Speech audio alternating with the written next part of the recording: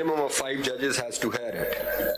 He further states that the interpretation of a federal law, the Constitution, and applicability of the decision of the Supreme Court is required, which will also impact elections to the provincial assemblies, and as such, requisite notices be issued. Therefore, notice under Order 27A of the Code of Civil Procedure 1908 be issued to the Attorney General for Pakistan and to all the Advocate Generals of the province. Notice be also issued to the Election Commission of Pakistan, and public notice be published in a prominent English and Urdu newspaper having wide circulation, as the decision in these appeals may also affect those who are not parties hereto. 5. Concise statements attending to the said constitutional and legal questions without reference to facts and the particulars of individual cases may be filed. It is clarified that the pendency of these appeals and the questions raised herein shall not be used as a pretext to delay the forthcoming general elections scheduled to be held on 8 February 2024. These cases and any others involving the same question be fixed for a hearing in early January 2024 before a bench constituted by the committee under the Act. Now, please tell us, has Section 232 within bracket 2 of the Elections Act 2017 been challenged by anyone? No, sir. Is that correct? It was challenged in the loud high court. It was challenged in the loud high court. Where is the order? I don't have the order, sir. Let's go by orders. It was challenged, it was decided or not decided? It was not decided, I think, sir. Because it was challenged. It's maybe You challenge the act or somebody? somebody, a lawyer from the lower bar council. Who? I exactly don't remember the name, but sir, it was challenged in the lower. We can't go on conjecture, we have to go on facts. हमने सब challenge इसको इसलिए नहीं किया. आप सिर्फ ये नहीं पूछ रहे हैं कि क्यों नहीं किया, हम सिर्फ ये पूछ रहे हैं किसी ने चैलेंज किया है तो बता दे. अच्छा चलें, एक बात तो ये हो गई. अच्छा, दूसरी बात, अब ये advocate generals of the provinces, do they support the attorney general or they have different contention? Sir, function we support the attorney general, sir. And from Khyber I also support the contentions of Attorney General, please. Who does not should just say so? Anybody? आप बलुस्तान और आप किधर से? You support the attorney general's contention or not? Huh? Achha, okay. Now, can we just the judgment is dated when of the Supreme Court?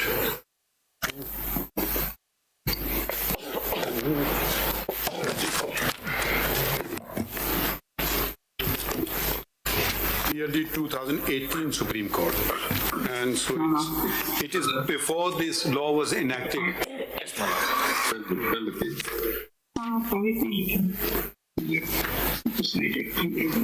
31st January 2018, man. 13th April 2018. Now let's start with the constitutional provision. Attorney General, if you can come back.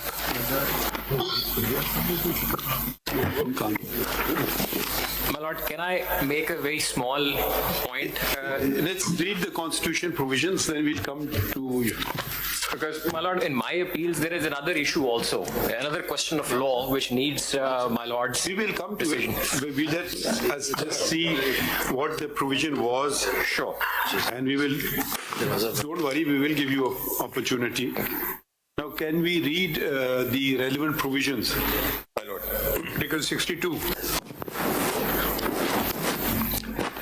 My lord, Article 62, Clause 1 and Subclause F.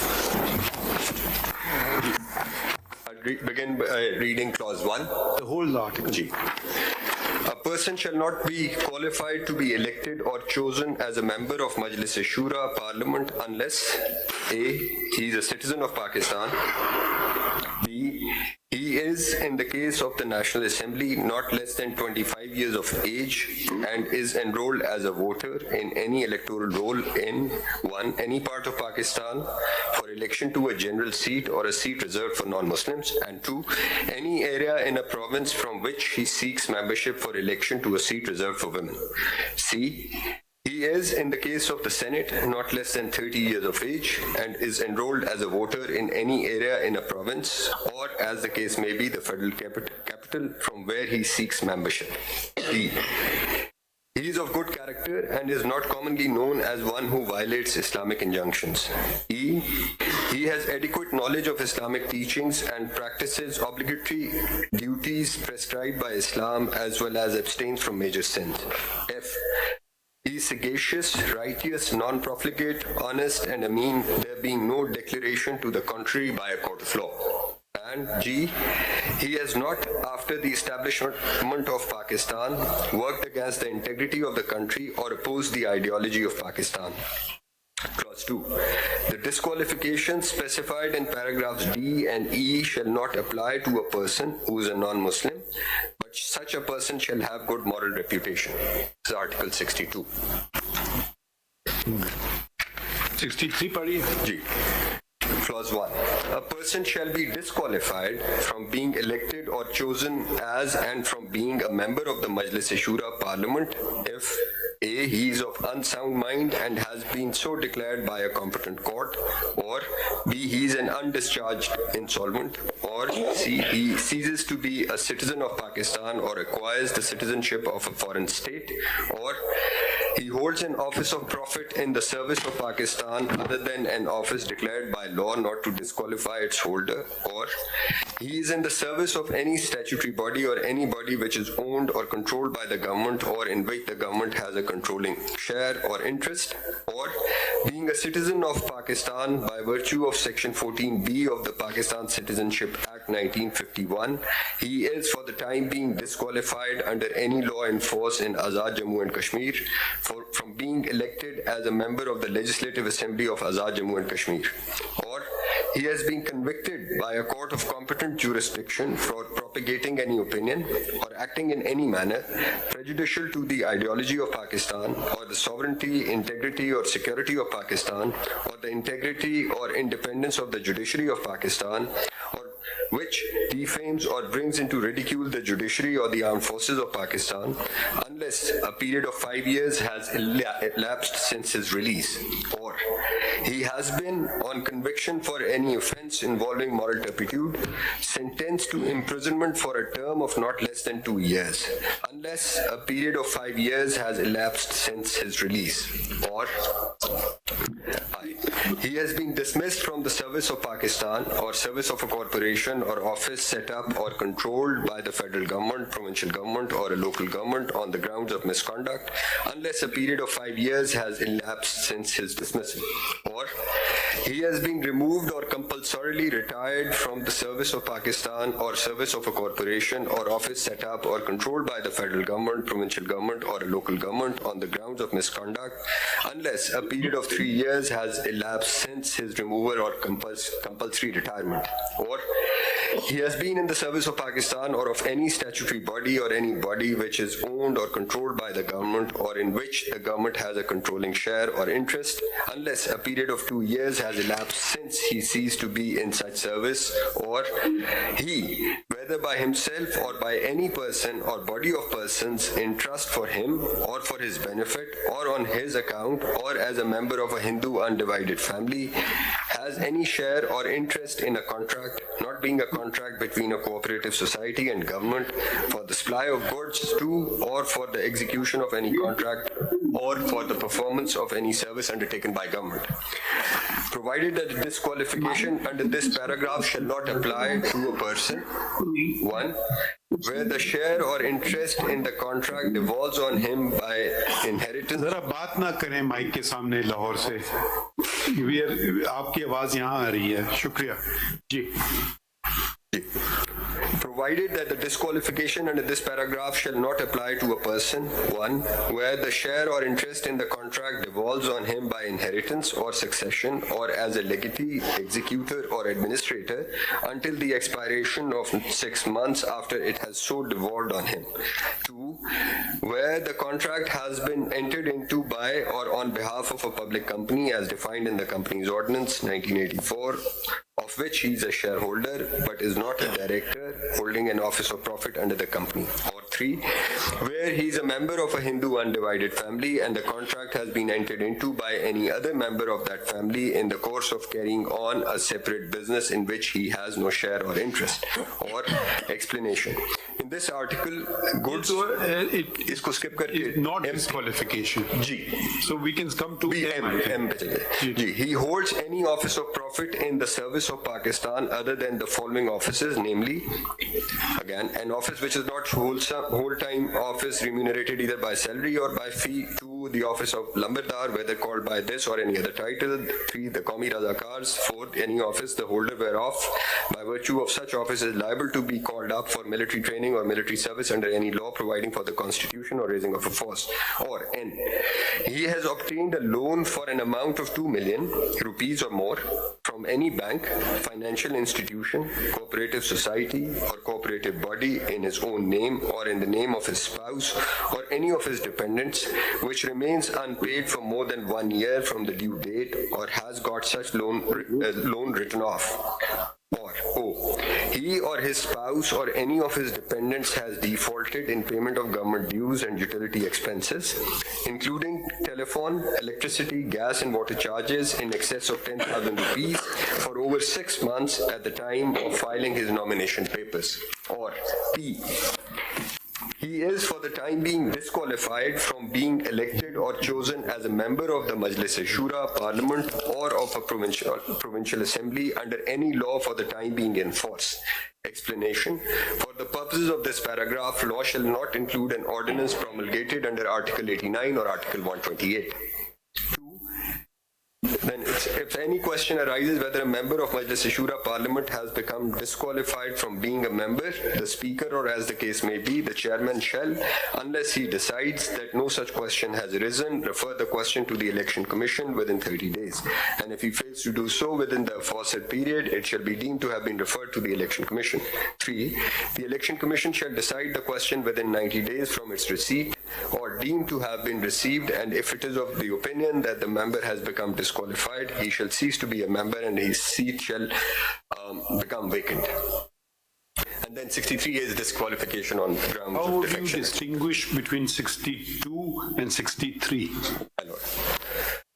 My Lord, now, of course, 62 is qualification and 63 is disqualification, but both these conditions are applicable at the time of entry, at the entry point, which is to say that when a candidate files his nomination papers for Parliament or Provincial Assembly, must be eligible under both 62 and not ineligible under 63. And subsequently, if once a member gets elected, then again, he must... No, it doesn't say elected. It says the person shall be disqualified from being elected. From being elected. So it's pre-election. G 62, to, as I said, 63. G63 also, it says from being elected, but Sub-Article 3 says if he is a member. if he is a member, then and if Exactly. if there is anything, for example, now there could be few instances. If you just, let's go to 62. Certain things are factual. That's right, sir. He is a citizen of Pakistan. Either he is or he is not. And the 2 age, is age of 25 years. I mean, that's also fact. Either Right. you are or you're not. There's no debate here. and then being on the electoral rolls of a province, that is also Factual. Factual. Now we go to C. That's again with relation Factual. to Now comes the more difficult ones, D to G. which are, I imagine, not easy to ascertain. He's of good character. And which Are you of good character, Attorney General? Don't answer that. no, depends how you see me. No. That's what I had to say. That Please don't answer that. Okay.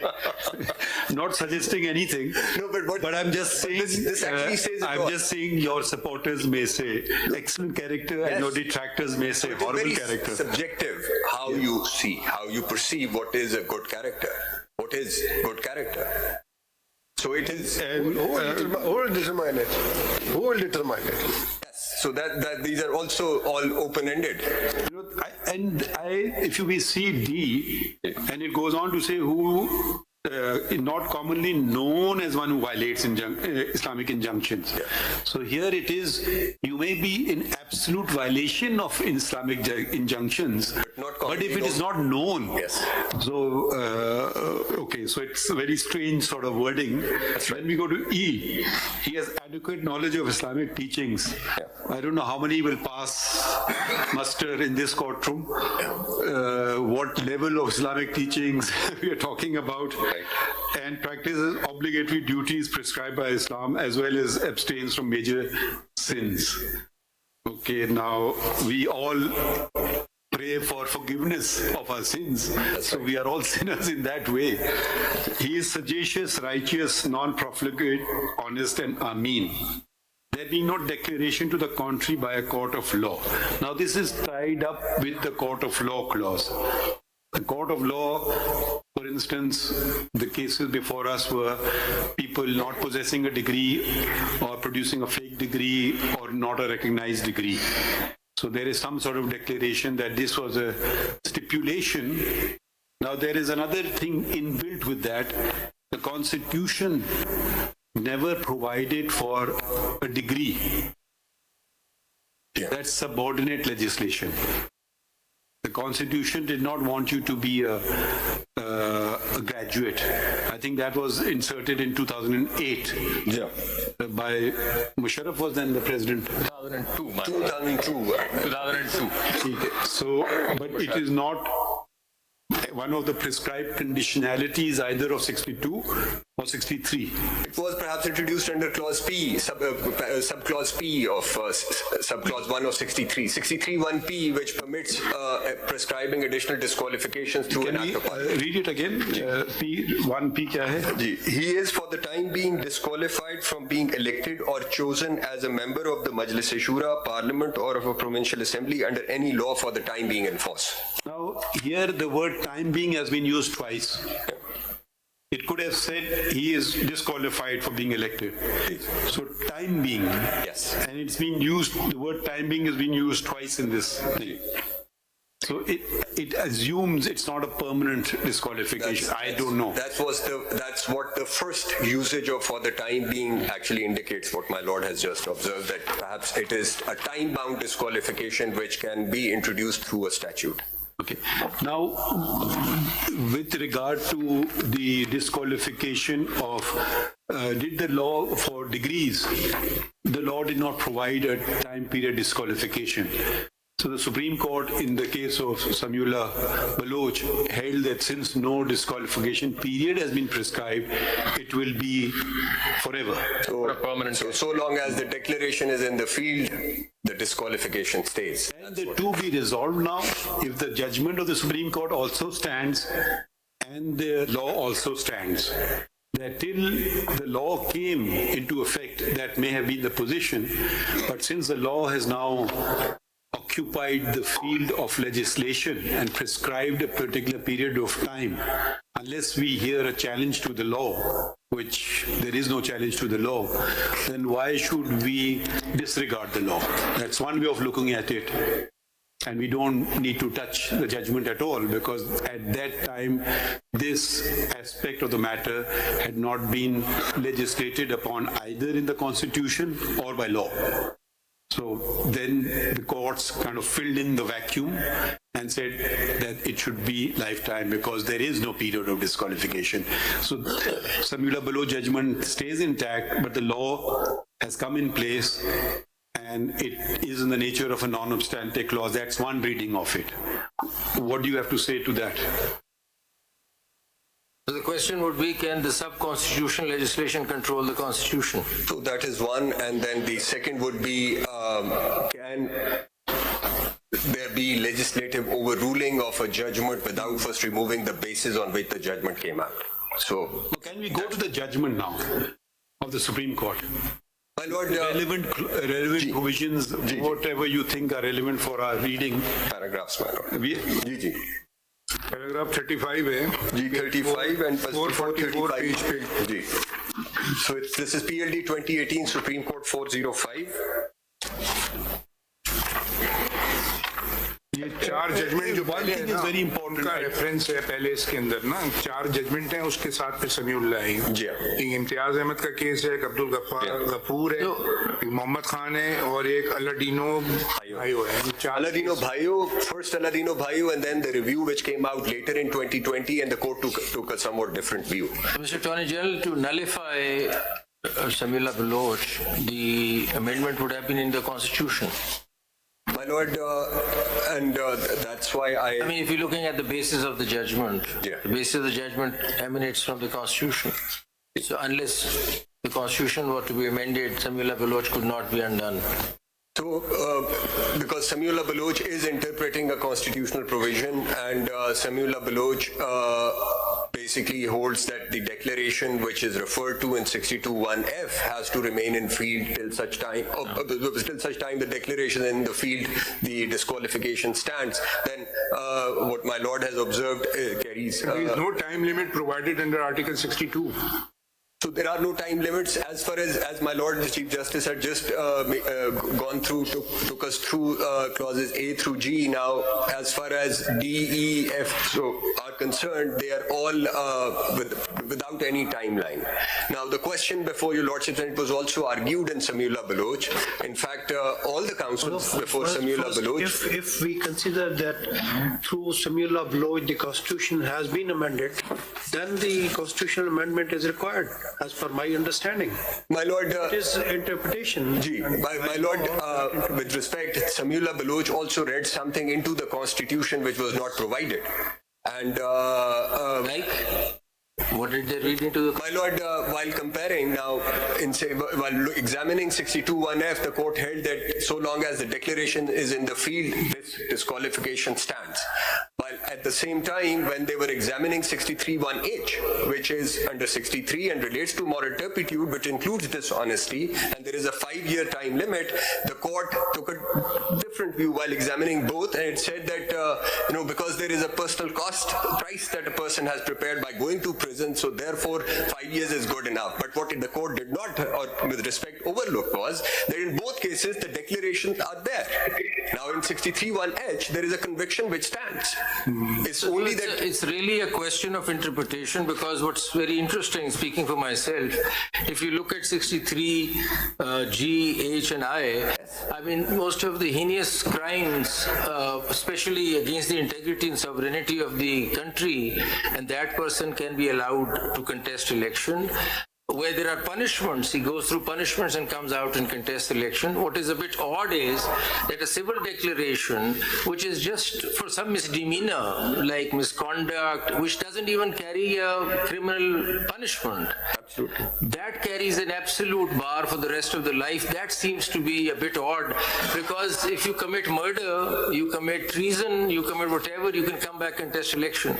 But if you just forget to write something in the form, you would be out forever. And so how does one reconcile? So it's a matter of interpretation. Yes, so that is what my respectful submission would be, because in both, in G, H and also in I, there is an adverse finding against the person, a declaration by a court of law against that person. In those proceedings, those declarations of course subsist.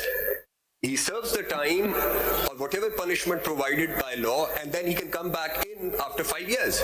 Now here, while looking at 62(1)(f), where there is this, the standard of proof is lower compared to those criminal proceedings under 63(1)(h), which is beyond any shadow of doubt, and that declaration has still come out beyond any shadow of doubt. And here is preponderance of evidence or somewhere between the two, and here the person is out forever. But before we go into that, could you just explain to us how can any court, a civil court, grant declaration which is in the negative?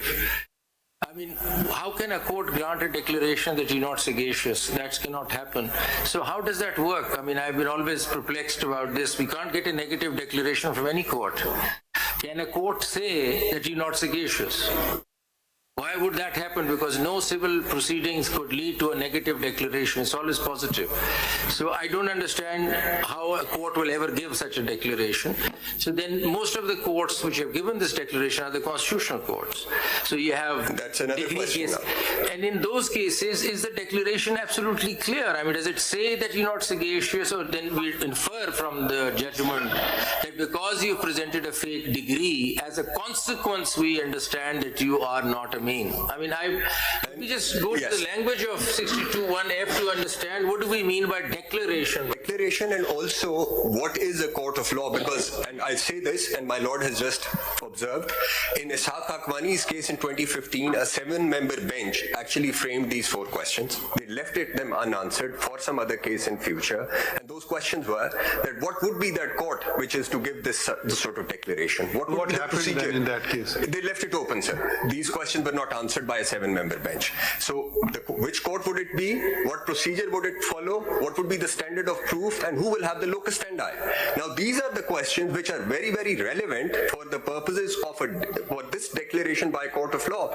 And then also whether the courts exercising, let's say, constitutional jurisdiction, who cannot record evidence, where witnesses cannot be cross-examined, a person who against whom an allegation has been brought cannot really defend himself as he is able to in a trial, would the declaration coming So from my question, constitutional court suffice for 62? Mr. Attorney General, the question which has been there for a while now is, first of all, can there be a civil court granting a negative declaration, number one? And number two, the question is that in constitutional proceedings where there is no evidence being taken, the court has arrived at a decision that a fake degree has been, for example, I don't know what the other cases are, fake degree has been presented by this person, does not necessarily mean that the court is moving further and saying that you are now non-sagacious or whatever. It's simply saying in this particular matter, a false degree was presented. But I don't know of any judgment where they've actually gone ahead and said then as a consequence, you're a fraud. So I don't know, so is there a declaration actually coming out of the Constitutional Court also? And can they, without taking any evidence, give such a declaration about a person? My respectful submission is, my lord, that a constitutional court, now mindful that this 7-member bench left these questions open, but then there are 2 judgments. One in PLD 2015 Supreme Court 265, which is Panama 1. Justice Ijaz Afzal Khan, speaking for majority, said that a court of law for the purposes of 62(1)(f) would be a court which can actually record evidence, which is a plenary court of original, revisional, appellate jurisdiction in civil and criminal proceedings. But Without recording evidence, declaration can be given? cannot be given. And then the same in... But even a negative declaration cannot be given, even if you record evidence. Right, I don't understand this. So and then in Aladino Bhaio, the second Aladino Bhaio, the review Aladino Bhaio, they revisited the original judgment which was given in 2013, where under it was held that once a declaration under 62(1)(f) is given, it does not go away with the flux of time. Declaration में तो यही है ना कि person may not file his own case for declaring him Amin. Yeah. Somebody has to challenge his character. That's right. Then in that case, the declaration will come whether he is Amin, sagacious, righteous or not. Yeah. So ये declaration होगा ना, खुद तो जाके नहीं मांग सकता और declaration. दूसरा नेगेटिव एज पर Somebody will come challenging. सिर्फ पैटर्निटी पे हो सकता है, शायद एक एक्सेप्शन है 42 में, there is no other exception. Section 42 में तो legal character कोई deny करता है तो suit file होता है ना. If somebody is denying his legal character, then he can file the suit under section 42 of the Excessive Back. What right? और अगर आप कॉन्स्टिट्यूशन कोर्ट्स के केसेस भी ले लें ना, तो for example somebody has not, for example election tribunal says that the nomination form में फलां चीज नहीं है, तो मिस डिक्लेरेशन इन्होंने की है. चलिए ये बात तो हो गई, इन्होंने मिस डिक्लेरेशन की. अब इसका क्या मतलब, फिर हम खुद जोड़ते हैं, हम कहते हैं कि क्योंकि मिस डिक्लेरेशन की है इसलिए फिर आप अमीन नहीं है, इसलिए 62(1)(f) लग.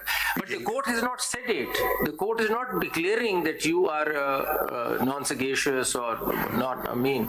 But the court is simply saying you have filed, there has been a misdeclaration in the form. So, उस पर जरा elaborate करें, how do we actually get, where is the declaration, actual declaration from the court? उसमें कहीं पर वो correction के भी प्रोविजन है, अब जो नॉमिनेशन पेपर्स हैं. और ये सो मोटो डिक्लेरेशन है या कोई केस फाइल होने के बाद है ये declaration? Now, this is again very interesting because some judgments in Sher Alam's case, for example, the court says that a writ for quo warranto can be filed, and that obviously comes in constitutional jurisdiction.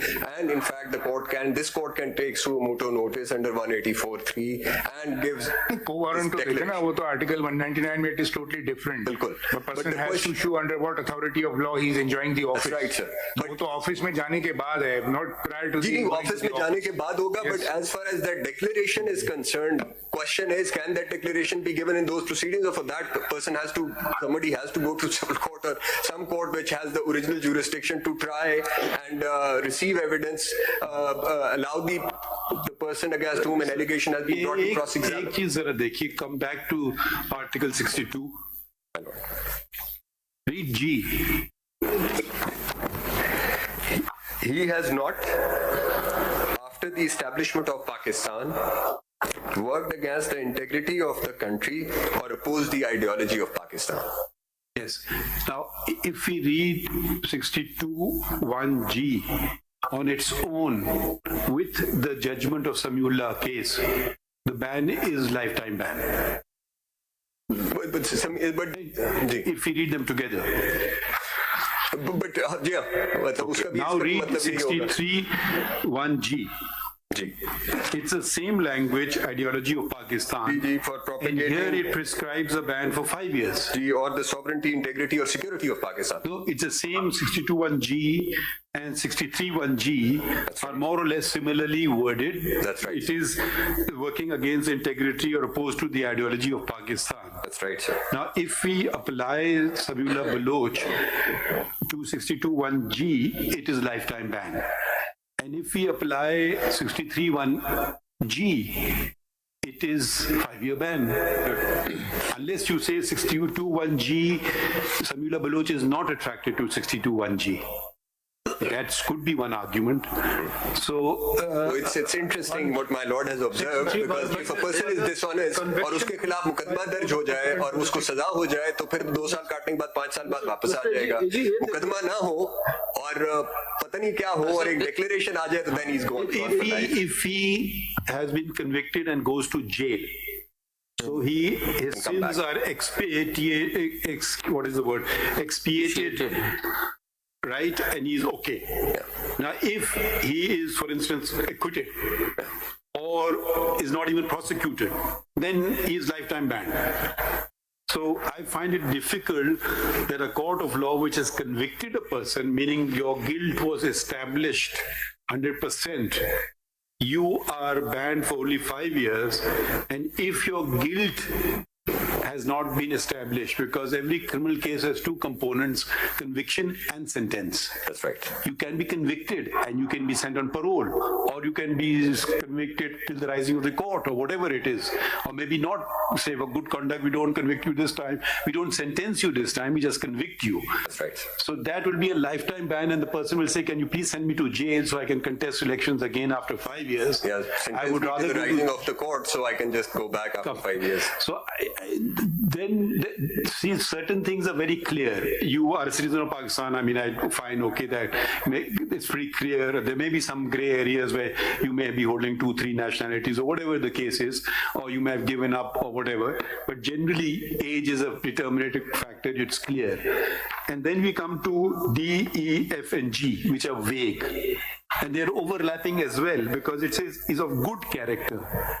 Now, can any human being possibly say this on oath if he's truthful? If he's truthful. So it appears that as far as D, E, and G is concerned, there's no third-party declaration. You know, who's actually saying that he doesn't have adequate knowledge of Islam? Who's saying that he's said anything against the integrity of the country? So there's no third party, right? So how does the disqualification work on that election, and then it forgets about it, and then the next election he can contest? I mean, we found out that he doesn't have adequate knowledge of Islam. 20 years ago, and he missed the elections that time. Then he's now become a saint, perhaps. Alim. An alim. And then what happens? Hafiz, alim. So एक तो वो समझ नहीं आ रही, लेकिन फर्क सिर्फ ये है कि F में तो ये है कि एक declaration खड़ी हुई है थर्ड पार्टी की, तो जब तक वो खड़ी हुई है वो चलता रहेगा. That's what Samuel Baloch saying. Samuel Baloch actually turns on the declaration. वो हुआ ये कि एक्चुअली 18th अमेंडमेंट में ये जो declaration by court of law लाने का पर्पस तो ये था कि वो रिटर्निंग ऑफिसर्स जो है ना वो डिटरमिन ना करते रहे या इस किस्म का एलिगेशन कोई और रैंडमली ना आकर लगा दे, और ताकि ये जो डी, ई और जी के अंदर जो हो सकता है वो एफ में ना हो.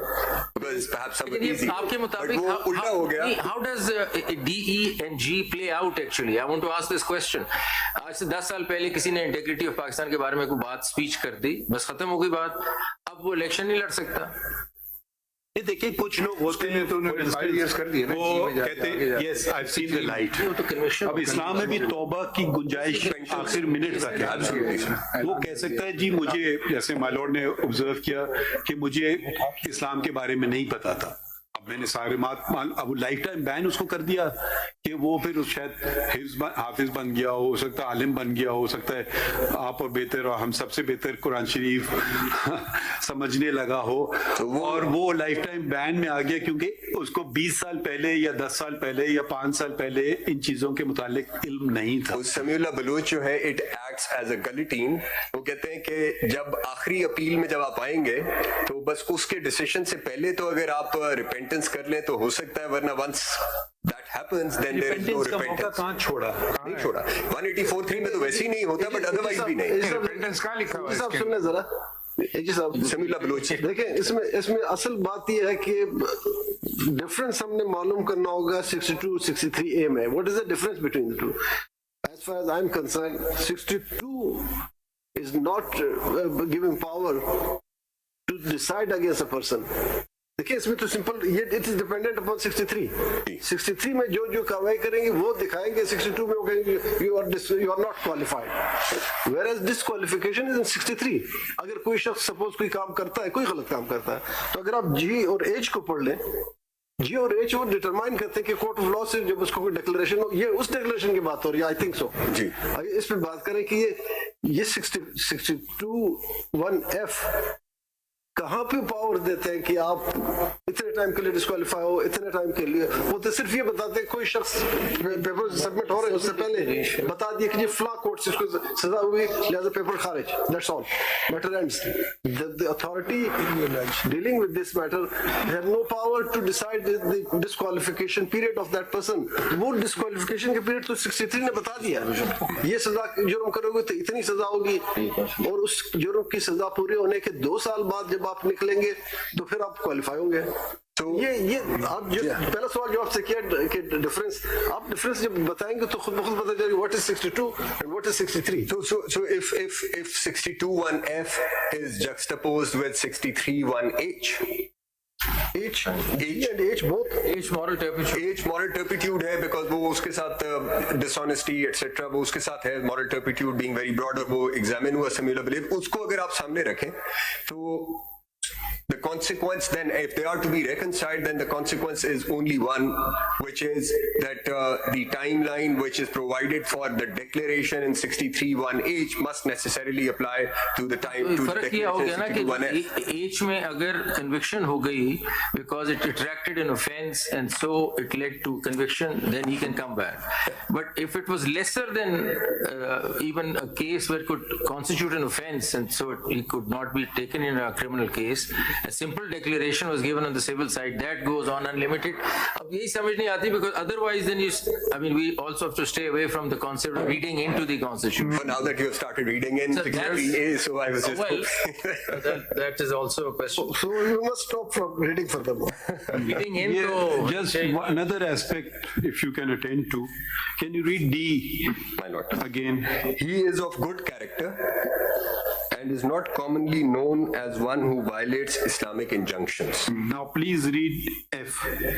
He is sagacious righteous, non-profligate, honest, and ameen, there being no declaration to the contrary by a court of law. Now, what does this mean? There being no declaration to the contrary by a court of law. In clause D and in clause E and in clause G, these words are not mentioned. That's right. So either you say clause D, E and G are redundant, they're meaningless clauses, because the words there being no declaration, either the same wording should have been followed. And I can't, at least I cannot understand the difference between good character and sagacious. I mean, good character is something different from sagacious. Is good character different from being righteous? Non-profligate. What does that even mean? What does non-profligate mean? What does it mean? Who doesn't spend wastefully? Israf. Yeah. So good character. Yeah. So if you are doing wuzu and wasting water, you become a profligate. Because there's a hadith of the Prophet. That's right. Do not waste water, and even if you're standing next to a flowing river. So then he's a profligate. So, and then we go honest. Good character, every good character person is an honest person, I would imagine. And ameen. I mean, you know, these are words which a Muslim would never even dare utter in deference to the Holy Prophet, that only he is and none of us are. I mean, that is humility and abject humility. You will never say that. Otherwise, why would you seek forgiveness for whenever someone dies? Please forgive his sins. Do we ever say he's entitled to Jannat and Allah Ta'ala grant him Jannat? He never committed a sin. We don't even pray that for ourselves. No honest person will say any of these things, that he is sagacious, righteous, non-profligate. Even the greatest saints in Islam were scared when they were dying, that they were scared of death because they were apprehensive of what may they be meeting in the hereafter. So I don't know, is this generally a wish list kind of situation as opposed to because otherwise everybody can, if I was filing a lamination paper and if someone says he's not of good character, I would not even challenge it. I said, I'm sure I've done something wrong in my life. Maybe I've done it wrong yesterday, so I don't know. So this is, if you're honest and you say, right, his person is right, I am not sagacious, righteous, non-profligate, honest. I do not switch off the lights when I go out of a room. I waste electricity. I waste human resources which the Almighty provides. So where does it end then? I can bring any case into disqualify someone, and I want to save someone, I can also do the same thing. That's why. Should such power vest in judges who are themselves humans? That's why They want a greater test for parliamentarians than they have for themselves. Does this language find mention in the oath of office of a judge? That I'm not profligate. Does it mention in the recommendations of a judge? All it says you have to be 45 years of age, practicing law for 10 years. So we have a lower standard than parliamentarians. Why is this language then not reflected there as well? You know, let's accuse ourselves before we accuse anybody else what they are or what they are not. So either we have a much lesser test, we can't, at least I would be very scared to meet this test, terrified to meet this test. So either we don't have a similar test. So we have to read the Constitution as a living whole. And where the Constitution has brought down the acts, it clearly says 2 years, 5 years, 3 years, 2 years, or it's factual, you're not a citizen, fine, that's very clear. There is no punishment here, but you're out. So without a punishment, you're out. There's no punishment. So, but suppose a person is a citizen of Pakistan, not a Pakistani citizen, but becomes a citizen of Pakistan later. Would he stand disqualified for life? Suppose he filed a nomination paper and he had another nationality or whatever, and he got disqualified. Is it disqualification for life? And then subsequently he said, okay, I've surrendered my US nationality and now I want to contest. So I don't know, we have to read it in a way that is meaningful. And we must bear in mind the conditionalities that were imposed to exclude people from this. I mean, the degree situation. Thankfully, it wasn't there when the Qaid was around, because he would have been disqualified. That's right. No, he wasn't a graduate. ये amendment कब हुई? ये amendment 2002 की 8 की 2002 में किसने की amendment? My lord, this is presidential order. क्या वो president खुद इन पे उतर सकता था, इन तमाम requirement पूरी कर सकता? But ये general military general ज़ियाउल हक नहीं की होते, बाद में डिग्रीज करते हैं, शुरू में नहीं होता। Non-elected members अगर amendment करेंगे तो यही होगा। Mr. Attorney General, the question is that while we're looking at D, E, and G, which to my mind appears to be a guideline for the voters, the actual gatekeepers, and they might keep this in mind when they're voting because nobody can execute them and put anybody behind anything. So D, G, E, and G to sir guideline ho sakti hai voters ke liye, and that's never been agitated. The $1 million question is, how do we look at the line, no declaration to the contrary by a court of law? What do we do with this? I mean, this is in the Constitution. If I may, I think my lords have raised the questions. Can we read the law on declarations? What is the law on declarations? Section 42 of the Section 42 of the Special Relief Act. I would imagine, is that the only declaration that has been indicated here? There's no other declaration. और तो कोई है नहीं. कोई और law होता है declarations का? ये Specific Relief Act. Only Special Relief Act, Section 42. Legal character के ऊपर जो है ना, वो that is the only law. Declaratory suits are filed under 62(1)(f). हो नहीं Section 42. Constitution में रहा. ये तो इन्होंने कर दिया ना, बट अगर कोई चैलेंज करेगा तो वो तो 42 में ही करेगा ना, वो नेगेटिव डिक्लेरेशन। इस negative declaration concept है ना, positive declaration is not the negative declaration. We have held in paternity cases that you cannot do negative declarations. paternity can ये ना negative positive. negative कर सकते हैं paternity. नहीं, negative positive, हाँ. नेगेटिव नहीं हो सकता है क्या? दे देना इनको स्पेसिफिक रिलीफ एक्ट सर। आप अटॉर्नी जनरल को दे देना। कह सकता हूँ कि हम ऑनेस्ट, यही दे देना प्लीज। ये मैं दावा फाइल कर सकता हूँ, कोई झूठा नहीं, मैं honest. Yes. Ji. Ji, sir. I have it before me. Mr. Jilani's iPad is very helpful. Discretion of court as to declaration of status or right. Any person entitled to any legal character or to any right as to any property may institute a suit against any person denying or interested to deny his title to such character or right, and the court may in its discretion make therein a declaration that he is so entitled, and the plaintiff need not in such suit ask for any further relief. Bar to such declaration, provided that no court shall make any such declaration where the plaintiff, being able to seek further relief than a mere declaration of title commits to do so. By the court, to what is understood by court? A civil court? Yes. Under Section 9, or is it a constitutional court?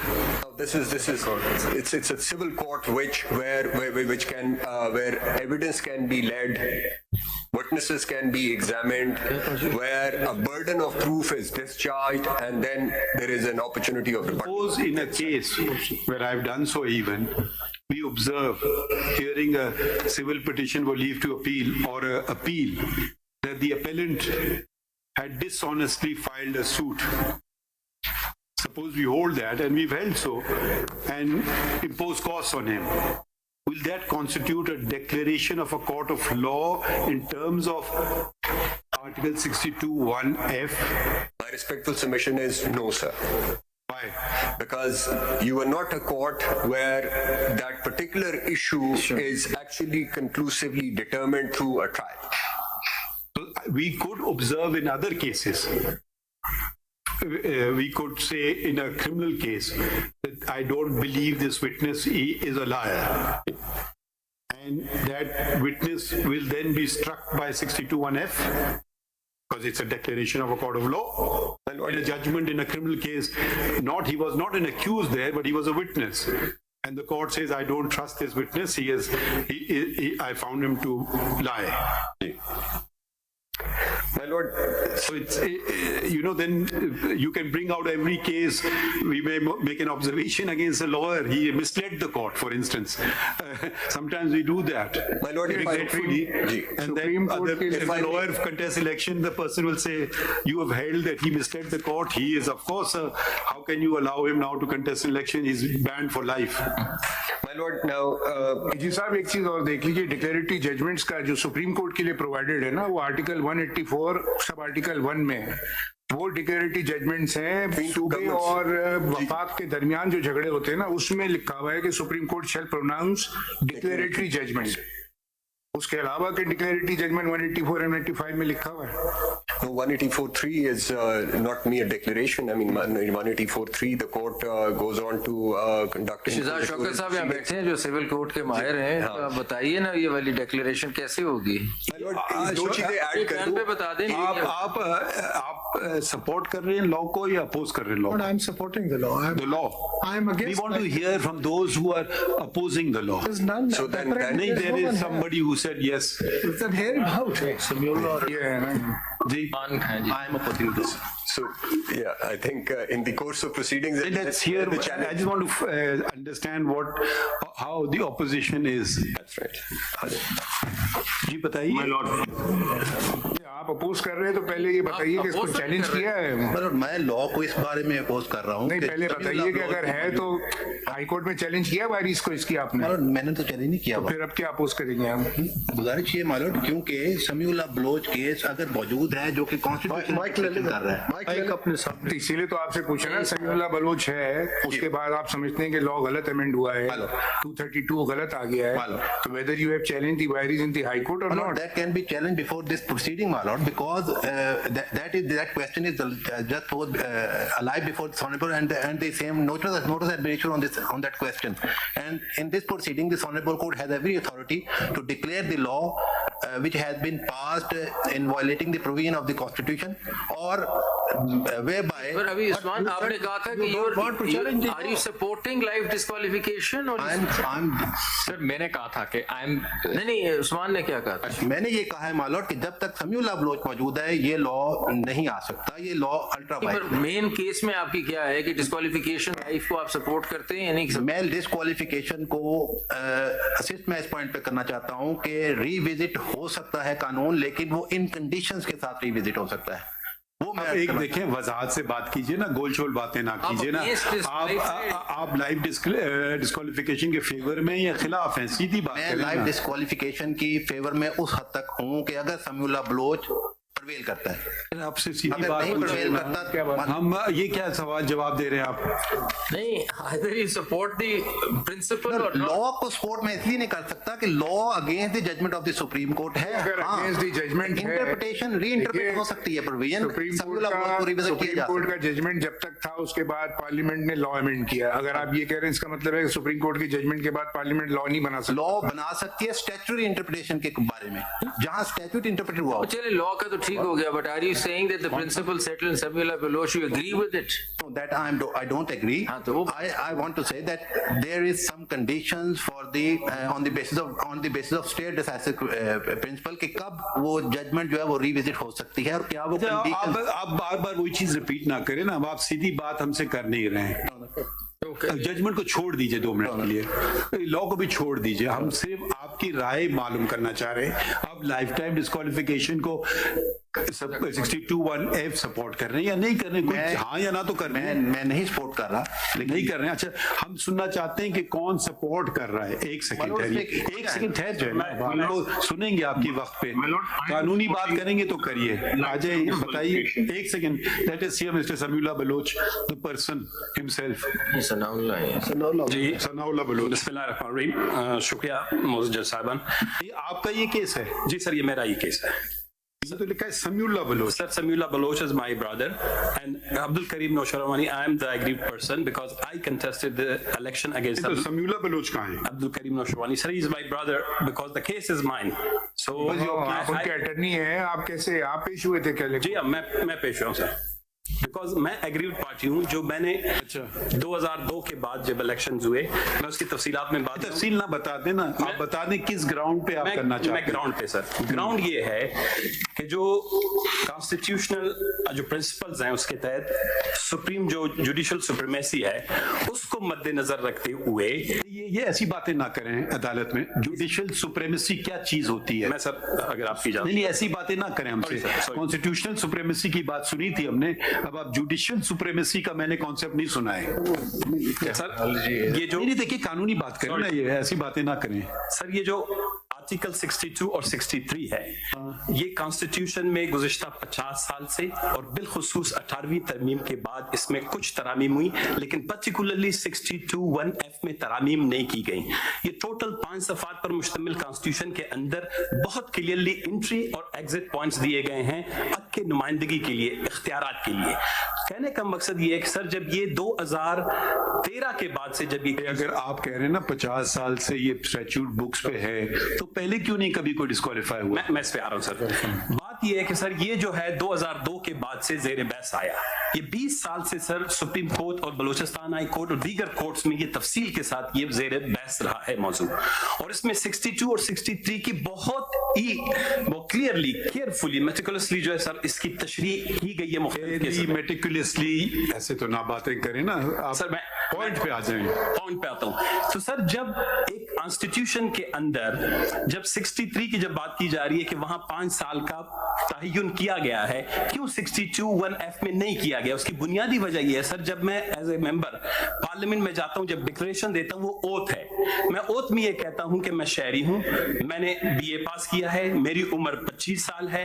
ये जब मेरे खिलाफ जिस शख्स ने contest किया था, जब मैंने उसको कंटेस्ट किया कोर्ट में, उसकी उम्र 24 साल थी। इलेक्शन में क्योंकि उसके पास वालिद के पास BA की क्वालिफिकेशन नहीं थी, तो उसका क्या हुआ कि उसमें 5-6 मिस रिप्रेजेंटेशंस की, उसमें फ्रॉडरी की, और जो डिग्री है फैक्ट्स पे ना जाए ना, अब ये बता दें इस जगह ही सवाल है आपसे। आप ये कह रहे हैं ना कि ये जो डिक्लेरेशन जो हमें समझ नहीं आ रही सिचुएशन की, वो ये है कि मैक्सिमम झूठ बोला ना उसने, फॉर्म में झूठ बोल दिया, मिस डिक्लेरेशन कर, तो झूठ की सजा ये है कि सारी उम्र के लिए इलेक्शन प्रोसेस से आउट हो गया। ये लिखा हुआ है। दूसरी तरफ हम पढ़ते हैं तो अगर कत्ल भी कर दिया, ट्रीजन भी कर दिया, तो फिर भी कुछ टाइम गुजरेगा तो वापस आ सकता है। ये बात रिकंसाइल नहीं हो रही है सर। ये जो केस आपका समीउल्लाह बलोच आपके सामने, हम ना बताएं, मैं अपना बता रहा हूं सर। मैं आपको आप केस को 1 मिनट रहने दें, आप अपना व्यू बताएं। मेरा व्यू ये है सर, बीइंग ए पॉलिटिशियन आप बताएं 63 के बाद जब किसी शख्स को सजा होता है तो वो एक स्टिग्मा है, उसके माथे पे एक दाग लग जाता है, वो 2 से 4 साल कैद का गुजारता है, पूरे माशरे में उसकी फैमिली सफर करती है, फाइनेंशियल सफर करता है, मॉरली सफर करता है, उसकी जारी सोसाइटी में उसकी अहमियत और हैसियत कम हो जाती है। उसके बाद जब वो निकलता है तो उसके बाद इजाजत है कि 5 साल के बाद वो जाए, अगर उसके पास गुंजाइश है वो हमके पास जाए। लेकिन इसमें सर जब आप एंट्री पॉइंट पे झूठ बोलते हैं, जब आप दाखिले के वक्त, जैसे आपने कहा, देखिए एक पॉइंट लेते हैं, 24 साल का था, आपने कहा कि उस वक्त वो 25 साल का नहीं था। 24 साल का तो सिर्फ एक ही पॉइंट होता, उसके डिक्लेरेशन पे आपने उसको चैलेंज कर दिया, वो प्रूव हो गया कि 24 साल का है। आपकी राय में वो फॉर लाइफ डिस्क्वालीफाई हो जाएगा, फिर वो इलेक्शन कंटेस्ट नहीं कर सकता। Is it your point? With your honourable permission sir, अब वजह क्या हुई उस वक्त? पहले ये मेरी वजह, यही पॉइंट है आप सर। मेरी ये पॉइंट उस वक्त इसलिए सुनी जब नहीं गई, वो शख्स दाखिल हो गया, उसने वो चेक बैरियर क्रॉस कर लिया, वो झूठ के बावजूद वो बलोचिस्तान में वजीर दाखिला बना, जो अभी से पहले केस फिर जातियात पे ना जाइए। नहीं सर, हम जातियात को छोड़ दीजिए, हम आईनी नुक्ते की बात कर रहे हैं। हो सकता है बहुत बुरा आदमी है, हम उसमें नहीं जाना चाहते, तो आप जातियात को छोड़ दीजिए, आइन की बात करें। आप पार्लियामेंटेरियन है ना, हम जातियात पे बहुत सकता है अच्छा आदमी बुरा आदमी, वो हमारे सामने बहस नहीं हमने करेंगे, क्योंकि हम एक जनरल प्रिंसिपल तयन करना चाह रहे हैं। सनाउल्लाह बलोच साहब, देखिए मैं आपको बता, जो हमारे लिए कंपैरिजन में प्रॉब्लम आ रही है ना, एक तरफ 63A में आप जितना मर्जी क्राइम कर दें, आप कुछ अरसा सजा काटे, 5 साल गुजारे तो वापस आ जाए। हमें ये प्रॉब्लम हो रही है कि सिविल डिक्लेरेशन में सजा नहीं है, कोई सजा तो उसने नहीं काटी, सिवाय ये सजा उसने काटी कि वो वाला इलेक्शन मिस हो गया उसका, अगले इलेक्शन में तो वो आ सके ना। अब ये कहना कि अगले इलेक्शन में भी नहीं आएगा, कभी भी नहीं आएगा, ये हमें समझ नहीं आ रही कि सिविल उसने झूठ बोला, झूठ की सजा आपने दी कि तुम इस नॉमिनेशन पेपर रिजेक्ट हो गए तुम्हारे, तुमने इलेक्शन नहीं लड़ा, सजा मिल गई ना। जो क्रिमिनल साइड पे उसको वैसे सजा मिल रही, सिविल साइड पे ये सजा हो गई। अब आगे चले ना, अब वो क्या, उसने जो एक झूठ बोल दिया, मिस डिक्लेरेशन कर दी, अब वो सारी उम्र कैसे, दूसरी तरफ फिर ऐसा तो हो रहा है, आइन में हर जगह लिमिटेशन है, टाइम की स्टोरी है हर जगह, तो फिर इस जगह भी तो कुछ होनी चाहिए ना। अजीब लगता मैं इस हक में हूं कि 232 अभी जो जून यार मैं इस हक की बात छोड़ देना, अगर देखें, अच्छा actually we I am spotting is that Makhdoom Ali Khan, can we request you to, since Mr. Makhdoom Ali Khan has written on the constitution, I don't know if he's involved in any case before us. Are you in these matters? Huh? Yes. Which case are you in? I filed a CMA 6 of 2024. For whom? In favor of disqualification or lifetime or not? My lord, not in favor. But you're not in, why, who have you filed it for? For Mr. Jahangir Khan Tareen, my lord. Okay.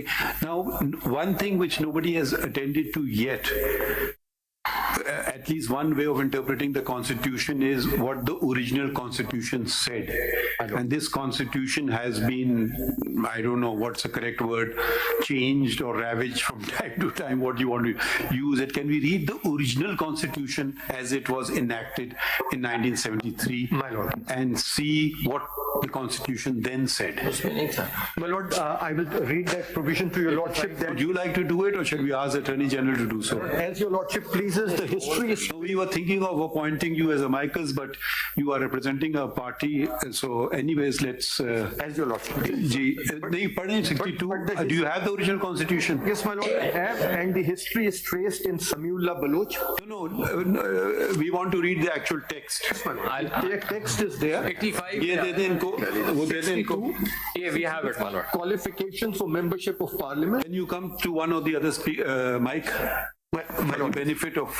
My lord, Article 62, there used to be only 3 qualifications. One, he's a citizen of Pakistan. Read the whole article. My lord, a person shall not be qualified to be elected or chosen as a member of parliament unless he's a citizen of Pakistan. B, he's in the case of the National Assembly not less than 25 years of age and is enrolled as a voter in any electoral roll for the election to that assembly. C, he's in the case of the Senate, not less than 30 years of age and is enrolled as a voter in any area in a province or, as the case may be, the federal capital or the federally administered tribal areas from where he seeks membership. And D, he possesses such other qualifications as may be prescribed by Act of Parliament.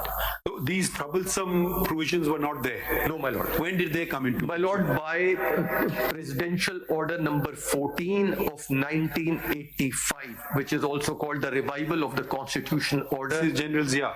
General Zia, when the martial law was coming to an end and partyless elections were soon to Is it ironic that a person who violates the constitution of the country puts in these conditions? I find that a bit troublesome, isn't it? Yes, he after D... Was he of good character?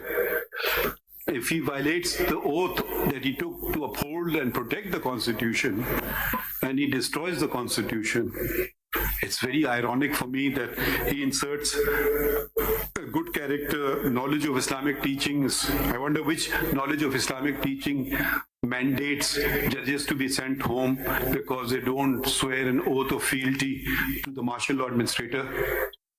What is your view on that?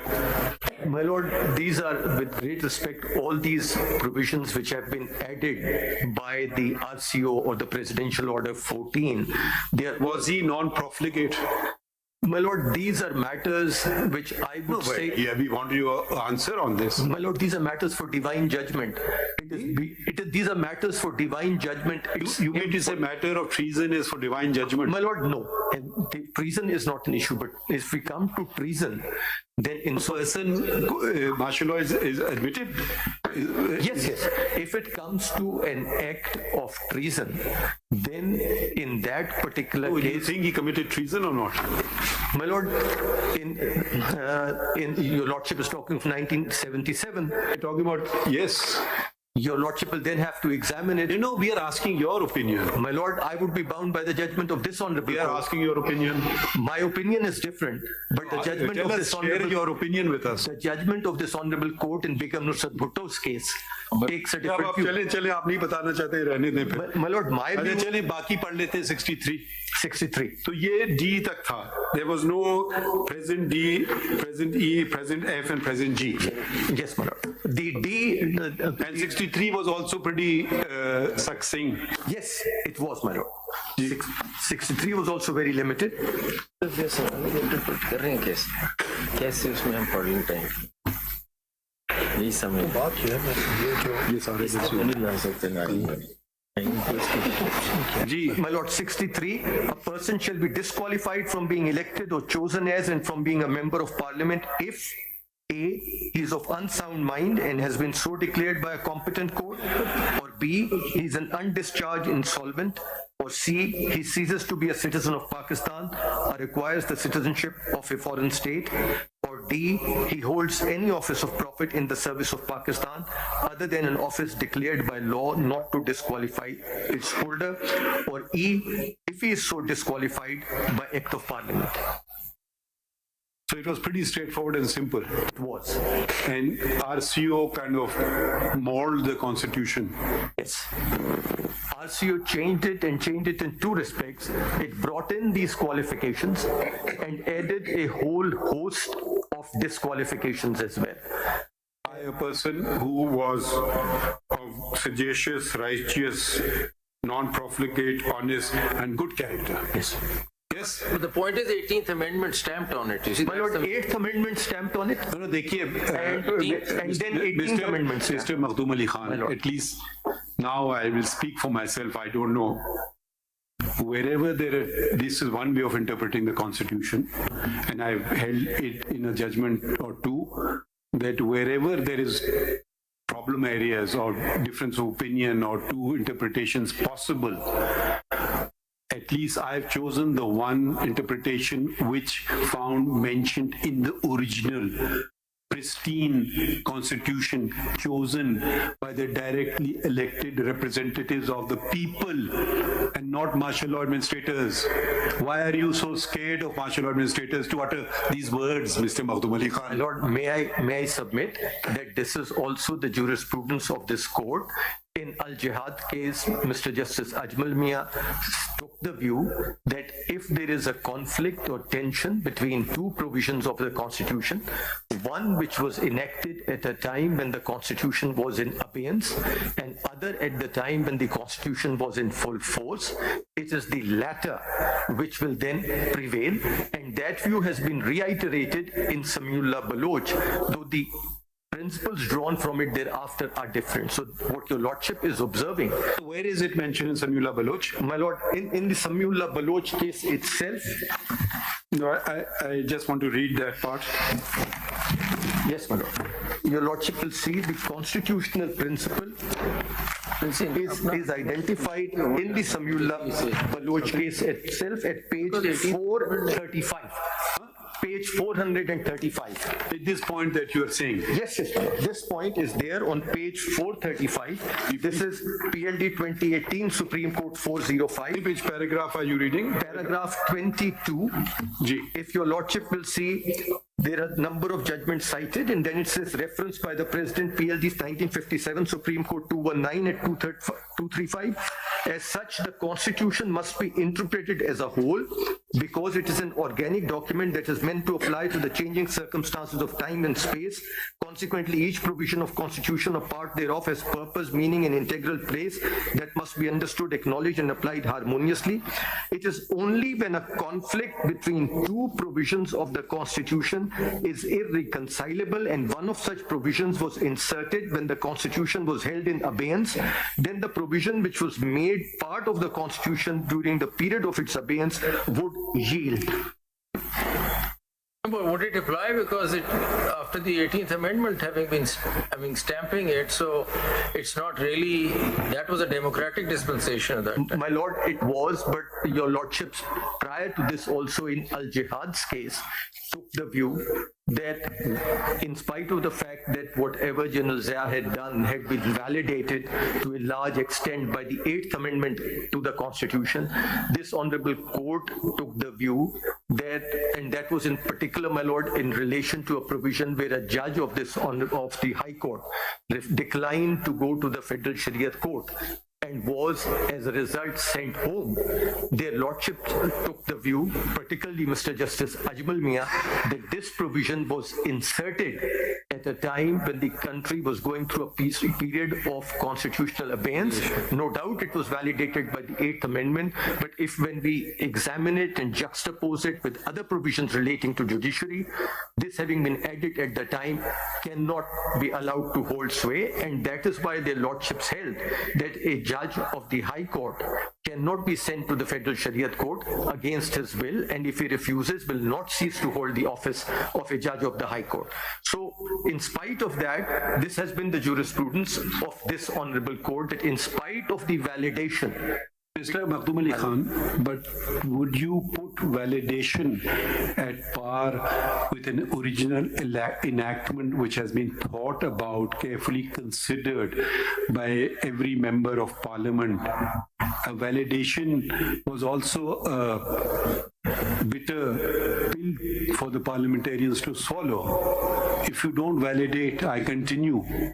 So it may be that, okay, we are getting something, is better than nothing, let's at least get on with it. But we are now faced with a problem. So simple validation, when the original constitution said something else, if there are two possible ways to interpret something, and more so when what has been added is very ambiguous. I don't know why these vague words were introduced. You could have simply said A, B, C, D, like every other thing is factual. Either it's a yes or it's a no. Are you of good character? Please don't answer this question. But which person would say this? I mean, it would be a very audacious person who would say, I'm honest, Ameen, and everything. And then probably he will be making other claims which will be totally not permissible. So simple validation is a bitter pill which has been swallowed from time to time to get democracy back on the rails. Would you not agree with that, since we consider you a constitutional expert, to consider validation at par with a constitutional provision, or it has to be read in the context of, because this judgment also says in space and time. The space then was dictatorship. Either you continue another 10 years of a dictator or get some sort of a diluted form of democracy, get us back on the rails, whichever is better. So probably the parliamentarians, we should not always condemn the parliamentarians. We should see the difficult circumstances that they work under. I mean, we should respect them. And what would you have done? Let's put yourself in the position of parliament, make yourself a parliamentarian then, that you would, okay, validate something which you may not be very happy with, but at least get business back on track. How would you personally attend to it? My lord, my respectful submission is that though the earlier two judgments which I have just identified by this Honorable Court do not put it in the terms that your lordship has, but that was probably at the back of their mind when they said that an amendment made during the period of constitutional abeyance, if it is in conflict with or cannot be reconciled with the provision originally enacted in the Constitution, then the latter will prevail. So obviously this Honorable Court has not treated the validation at the same level as the original Constitution, recognizing all the difficulties which your lordship have articulated, but not articulating them in this particular manner. Otherwise, my lord, if any amendment made to the Constitution eventually when made stands on the same plane as any other constitutional provision, but your lordships have held that we will distinguish between constitutional provisions made during a period of constitutional abeyance. What's your main argument? Is this your mainstay of your argument? My lord, my main argument in this particular case would be that insofar as when your lordship examines Article 62 and 63, because some of these amendments, as your Lordship has just now noticed, came in at the same time, there is a relationship between the two. And with great respect to this extent that Samiullah Baloch says that 62 and 63 have to be looked at through different lenses, it is with great respect incorrectly decided. Because when your Lordship looks at 62 and 63 and the amendments came about at the same time, 62F, which your Lordship is looking in particular, which says he's sagacious, righteous, non-profligate, honest, and Amin, there being no declaration to the contrary by a court of law, and your Lordship examines it with 63(1)H, he has been on conviction for any offense involving moral turpitude, sentenced to imprisonment for a term of not less than 2 years, unless a period of 5 years has elapsed since his release. They are to be read together. I mean, that is dependent upon 62 is dependent upon 63. 63, and I would go to the extent of saying that when your Lordship looks at G, for instance, he has not, after the establishment of Pakistan, worked against the integrity of the country or opposed the ideology of Pakistan. It has to be related to H, which says he has been on conviction for any offense involving moral. So what does that mean? I mean, where does that leave these provisions 62? My Lord, what's the effect? My submission would be that unless there is a conviction, and that would be the declaration I would be seeing, not at... So what are these clauses? They go? My Lord, if there is no conviction, then in case of D, F, E, and G, for example. My Lord, D and E and F probably all will have to be related to H. 63(1)H. F actually talks about a declaration. D, E, and G don't. They could be, one could argue that because there is no third-party declaration, we can go into conviction area. But where do we take the declaration part? My Lord, declaration, now if your Lordship looks at it in terms of section...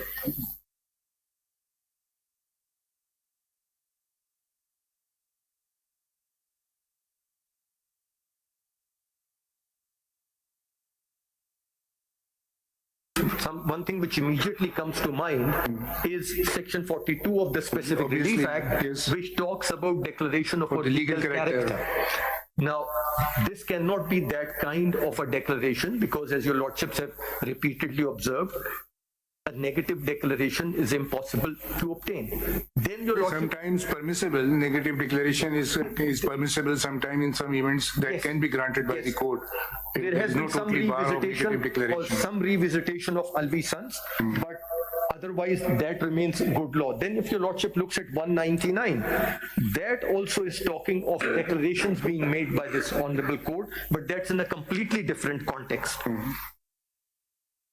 That is only. So then what do you make out of this declaration for a court of law? My Lord, I would say that the term is not used specifically in the section 42 sense of the term. Maybe it's a constitutional declaration. It's a constitutional declaration, and that the declaration which the Constitution is envisaging is there has been a conviction already under 63(1)H.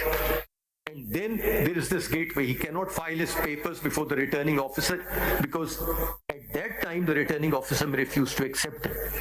But the anomaly which arises when your Lordship looks at 63(1)H in particular, and G and H both, actually, when your Lordship looks at it, for instance at H, he has been on conviction for any offense involving moral turpitude, sentenced to imprisonment for a term of not less than 2 years, unless a period of 5 years has elapsed since his release.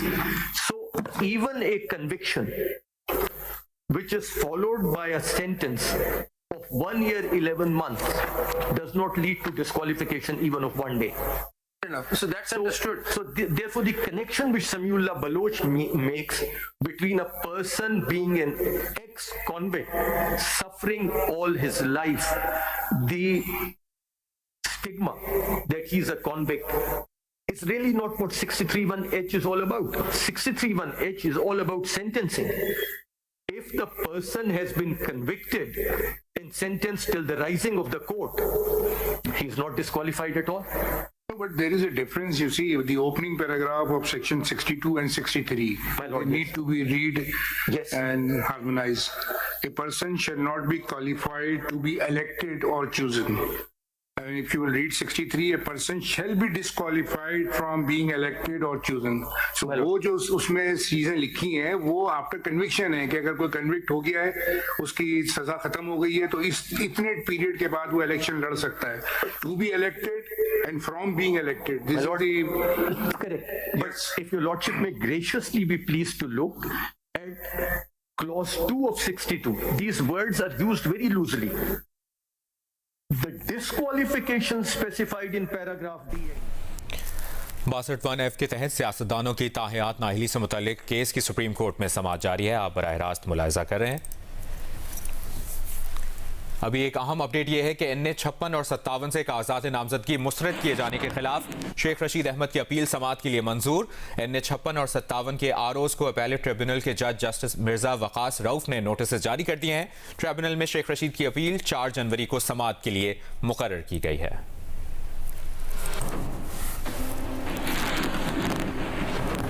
Election commission की PTI को बल्ले का निशान वापस देने के फैसले के खिलाफ नजर सानी दरखास्त पर पेशावर हाई कोर्ट में समाअत कल फिर होगी. आज PTI वकीला पेश न हुए. अदालत ने वकील इलेक्शन कमीशन को सुनकर फैसला महफूज कर लिया है. बाद में PTI की जानिब से केस को मुलतवी करने की इस्तदा कर दी गई. आज समाअत के आगाज पर वकील इलेक्शन कमीशन ने दलाइल दिए कि पेशावर हाई कोर्ट ने इलेक्शन कमीशन को सुने बगैर हुक्म इम्तना जारी किया. सिंगल बेंच ने जो रिलीफ दिया वो पूरा फैसला है. इसके बाद कुछ नहीं बचा. 26 दिसंबर का ऑर्डर वापस लेने की इस्तदा.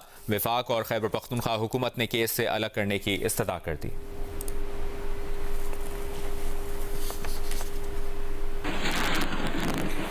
पेशावर हाई कोर्ट की जानिब से PK 91 के रिटर्निंग अफसर को मुअत्तल करने के फैसले के बाद इंतखाबी अमल में तात्तुल की वजह से इलेक्शन कमीशन ने PK 91 के लिए नजरसानी प्रोग्राम जारी कर दिया है. इसकी तफसील कुछ इस तरह है कि PK 91 के नजरसानी शुदा इलेक्शन शेड्यूल के मुताबिक खैबर पख्तूनख्वा की सूबाई असम्बली के हल्का PK 91 में कागजात नामजदगी की जांच पड़ताल 5 जनवरी तक होगी.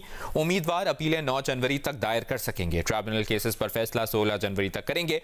PK 91 के उम्मीदवार 18 जनवरी तक कागजात नामजदगी वापस ले सकेंगे. उम्मीदवारों की हतमी फहरिस्त 18 जनवरी को लगेगी. PK 91 में इंतखाबी निशान 19 जनवरी को दिए जाएंगे. PK 91 में पोलिंग 8 फरवरी को ही होगी.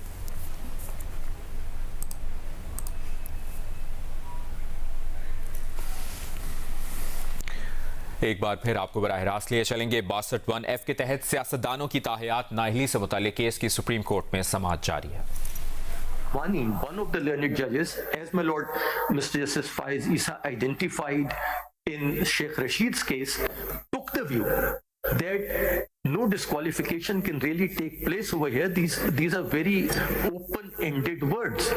And your lordship points it out in your dissenting opinion in Sheikh Rashid's case, where your lordship identifies the 7 questions which are to be dealt with by the court, because that's... But Mr. Makhdoom, the problem is that I am facing is that you can't attribute redundancy to the Constitution. My lord, yes. Or to any law for that matter. And then secondly, you can't read into the Constitution. So the time frame, suppose if one were to say that this F applies for that election, that particular election which the nomination papers are rejected, and it ends. Now that's not written. So how, I mean, that's the worry that I have. How do we read in a time frame into it? Either we read them with 63 and create a larger timeline concept. How does it work? Or go on the validation point. And if I may just add what my learned brother has just said, what I've understood from your submission is what you are saying, Samula Baloch does not accord with the Constitution. That's the submission. That's your argument.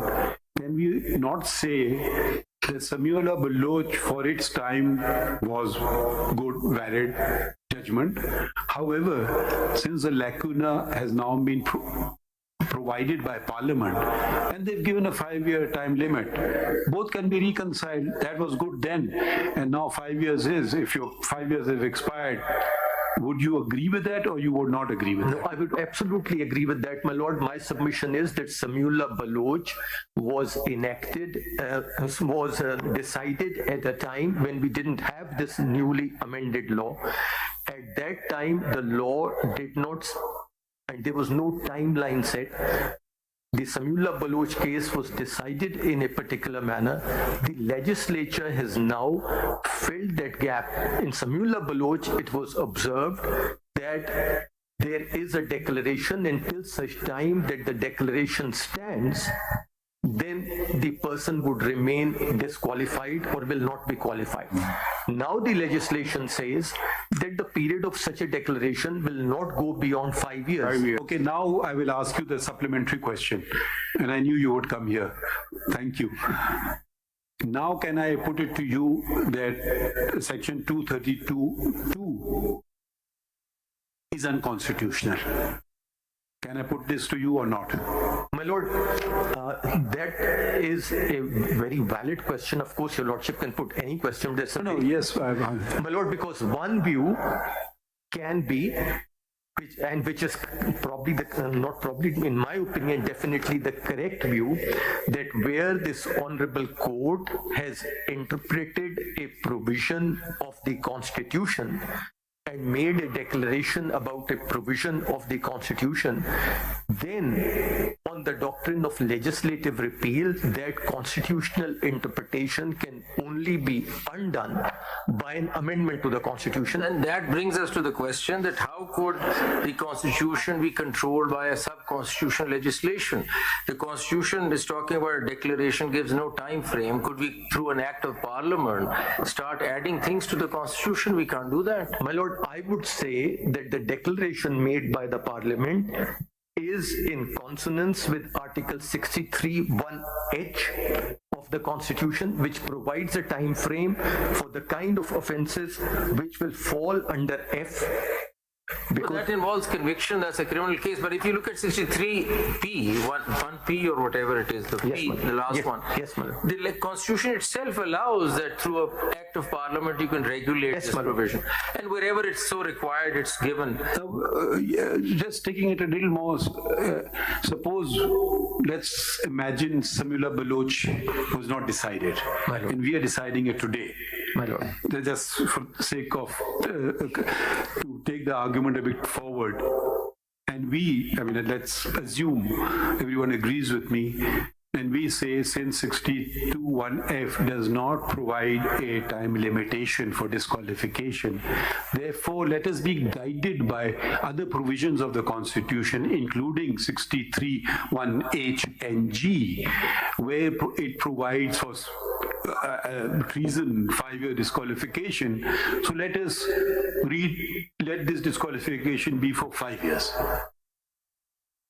Is it sound reasoning or not? My Lord, it is, because Your Lordship is then virtually interpreting the two provisions together. When Your Lordship interprets... So at the end of the day, it depends on what is in my mind. Are you understanding? Yes, ma'am.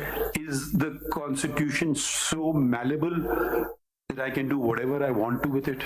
My Lord, if 63(1)(h) was not there, let us assume there was only 62(1)(f), and if the 18th Amendment had not added the words which have been added, which is declaration to the contrary by a court of law, then 62(1)(f) would have been a provision which really provided no timeline. And if a person was declared not to be qualified under 62(1)(f), then the question would be for how long?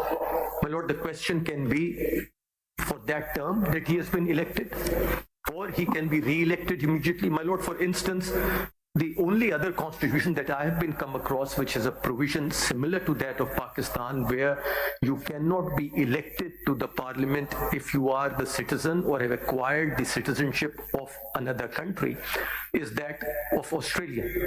And the Australian High Court has dealt with this issue. No other constitution that I am aware of deals with. American Constitution, you have to be an American... You have to be an American citizen, but it does not say like our, my Lord, 63(1)(c) says, or acquires the citizenship of a foreign state. So a dual citizenship over here disqualifies. In the Australian Constitution also, a dual citizenship disqualified. But the lordships over there have taken the view that if the person then steps down, abandons that citizenship, he can come back in tomorrow again. And there they have also taken the view that if he has applied for his citizenship to be renounced, then the constitution of our country will not be contingent on the delay or speed of the legal processes in another country. He has done the best he can, and therefore they have said he can continue to be in office. Why were you disqualified? My lord, Why have you been disqualified?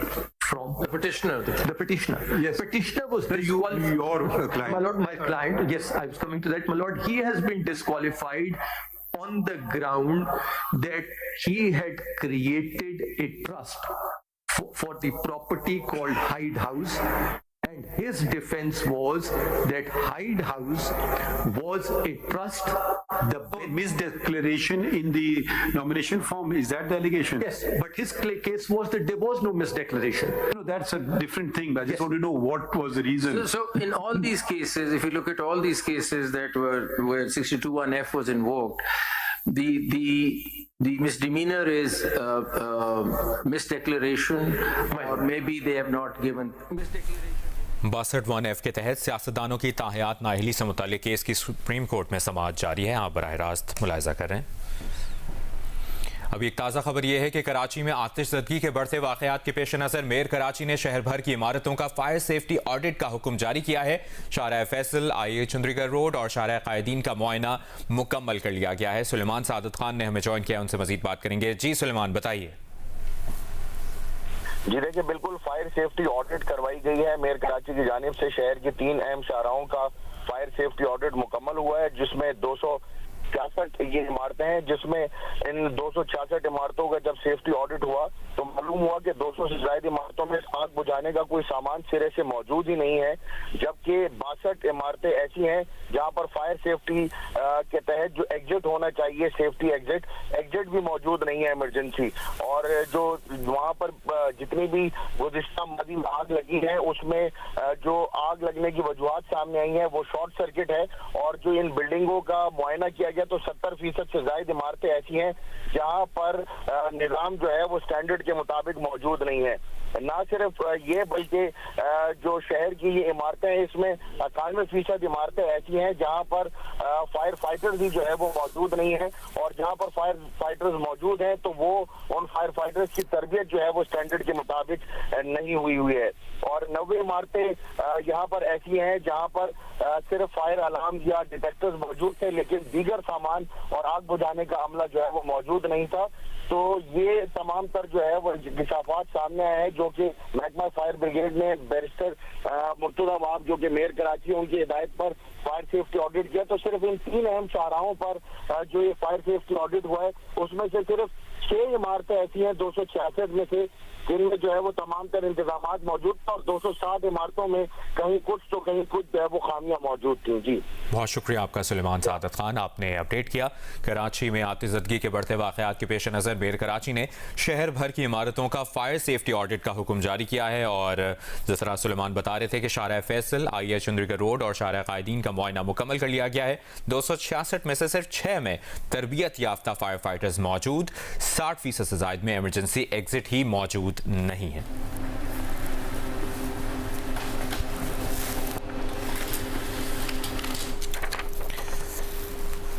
अभी ये खबर है कोयटा से। कोयटा के इलाके कायदाबाद में लड़कियों के नाजेबा वीडियो बनाने के केस में सेशन जज कोयटा ने 2 मुल्ज़िमान को बरी करने का हुक्म दे दिया है।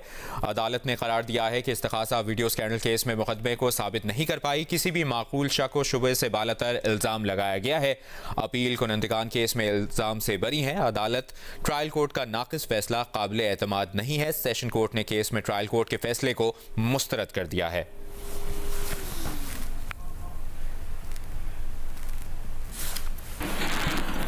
एक बार फिर आपको बराह रास्त लिए चलेंगे। 62(1)(f) के तहत सियासतदानों की ताहियात नाअहली से मुताल्लिक केस की सुप्रीम कोर्ट में समाअत जारी है। My lord, that is Mohammed Faisal Wabda versus Election Commission of Pakistan and others.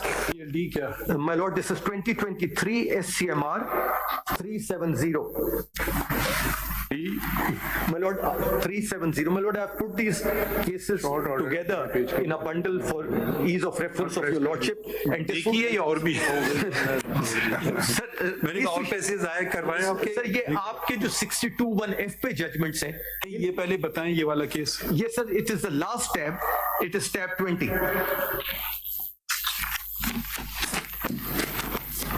You're a member of this. Yes. My lord is one of the members.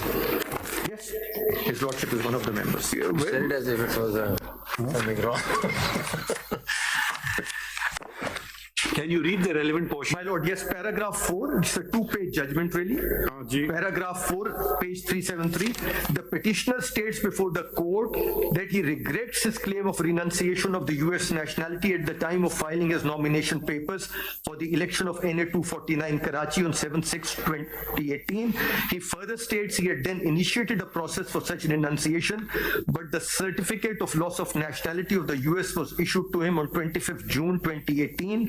He admitted that he was disqualified from contesting the election under Article 61(3)(1)(c) of the Constitution on the date when he had filed his nomination papers for the election of NA 249 Karachi, and that his affidavit filed in with the nomination paper thus contained an erroneous statement which he regrets. In order to demonstrate his good faith in remorse for his mistake, he undertakes that he will resign from the office of the member of the Senate to which he was elected. In view of the said statement and undertaking of the petitioner, we are of the opinion that we need not proceed further in the matter in the peculiar facts and circumstances of the case. And if your lordship will see the last sentence, which is the last 3 lines, it is clarified that the petitioner shall not be considered disqualified in any subsequent election on the basis of the instant. The repentance is that period, that particular election. Yes. And so, but this is after he enjoyed the full tenure of the Senate. Yes. Yes, and then he resigned. He resigned. एक चीज देखिए, Samula Bloch में paragraph 6 में the concept of repentance is mentioned. Yes, my lord. But I don't find a finding on it then.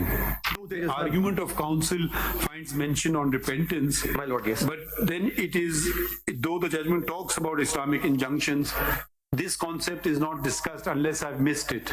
No, it is not discussed, my lord. That judgment is also on tab 7 of this very bundle. So are you repentant? So, Mr. Makhdoom, we could look at it like this, you see. Are you repentant or you claim you've done no wrong? My lord, at the moment you can only be repentant because your case is over. My case is over, yes. I presume you are repentant. So one reconciliation. Reluctantly repentant. My lord, his case was that I made no misdeclaration. वो तो बात खत्म हो गई. My children had declared it. वो तो हम review करने में बैठ जाएंगे. वो तो फिर हम review करने बैठ जाएंगे judgment.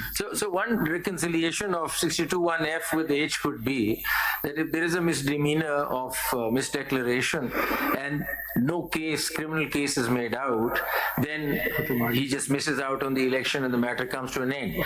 But if you want to take it further and you file a case against him which is criminal, then H kicks in and you go through a conviction and 5 years. So there's a 7-year period there and there's an election period here.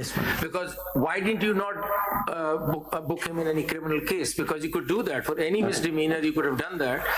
If you don't let him go and you don't take criminal proceedings, then there has to be some mechanism, because if you take criminal proceedings, the mechanism is 7 years. But if you do not take criminal proceedings, then there must be some way out also. Because it's short of that, because nobody bothered to take the person on for that misdemeanor. So, I mean, that's one. Mr. Makhdoom Ali Khan, but I think, can we go back to Faisal Wavda's case, please? My lord, yes. You said Samula is not mentioned. Samula is mentioned there. It's mentioned.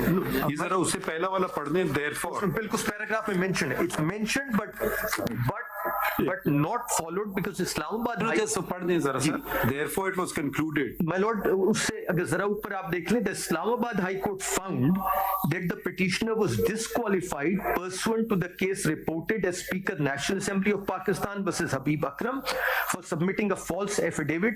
Hence, no declaration was required.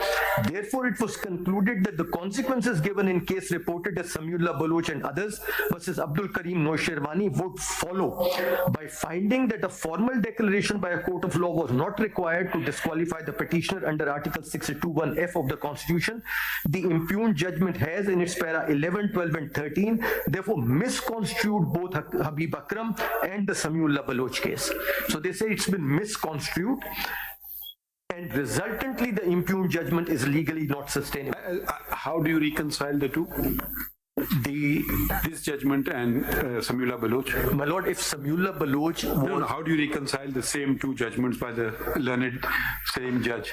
My lord, my submission is that if Samiullah Baloch was strictly followed, there was no way out but to disqualify Mr. Faisal Wabda in Islamabad High Court. For life, because Islamabad High Court had correctly decided the case. He will be disqualified because of his corrupt practices. Who, my lord? The person who gives false statement. Yes, the my corrupt practice defined in section 167 of the election laws. My lord, yes. But for that declaration, there must be criminal proceedings as provided in section 174. Yes, penalty for corruption or corrupt practices. उनको सजा होनी चाहिए court से.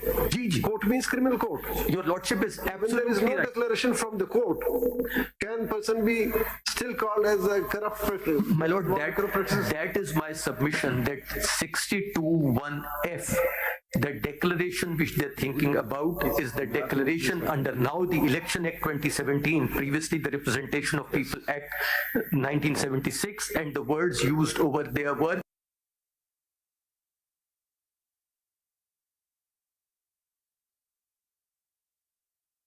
false statement and false declaration. Yes. So punishment for punishment. Criminal court. There must be a fair trial. Article 10A. Thereafter, if the court declares that the person has committed an act of corrupt practices, that is why your lordship will have to read 62(1)(f). Once that declaration is made, then under 62, if somebody shows at the time of submission of papers that this person is disqualified, is not qualified to be elected, his papers can be rejected. Whether in 62, when we assume period of disqualification can be made or not. My lord, my humble submission is... Are you also in this case, Mr. Mohammed? Yes. Are you also in this case? My lord, I'm assisting Mr. Maktoum Ali Khan. It's the same matter, my lord. Okay. I was counseling. We wanted to hear the other version as well. Because all of you seem to be on the same side in a way. So we wanted better articulation of the contrary viewpoint. Who would canvass that viewpoint? Anyone in the court who will canvass the contrary viewpoint with some level of seriousness. Except Sana Baloch, everyone. Sir, if you allow me just... No, anyone in this courtroom who wants to canvass the contrary viewpoint with the level of seriousness, we would like to hear.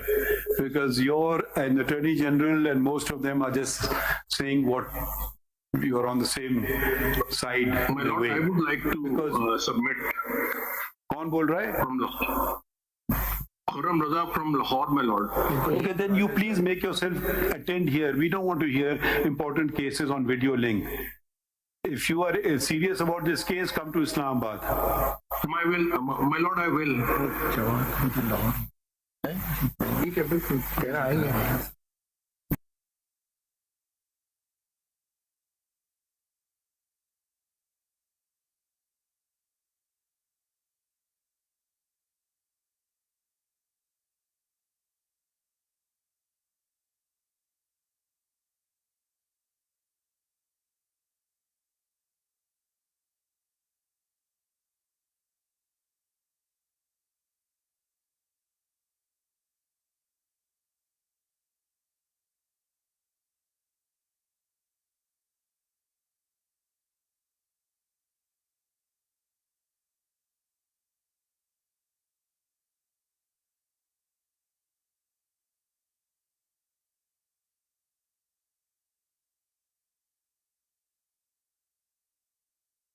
Someone who has the opposite viewpoint, senior counsel, Mr. Maktoum Ali Khan. My lord, the contrary viewpoint. As in all the respondents. Where is Mr. Shoaib Shaheen? He was here in the morning. Would he be canvassing the contrary viewpoint? Shoaib Shaheen sahab chale gaye? Acha. Mr. Babar Awans supported the lifetime ban in the Samiullah Baloch case, so he might be कौन बोल रहा है? person. आप किसको आप किस point mister Qayyum बोलते Mr. Babar Awan No, is what the about son of yourself? supported What about lifetime ban yourself? case.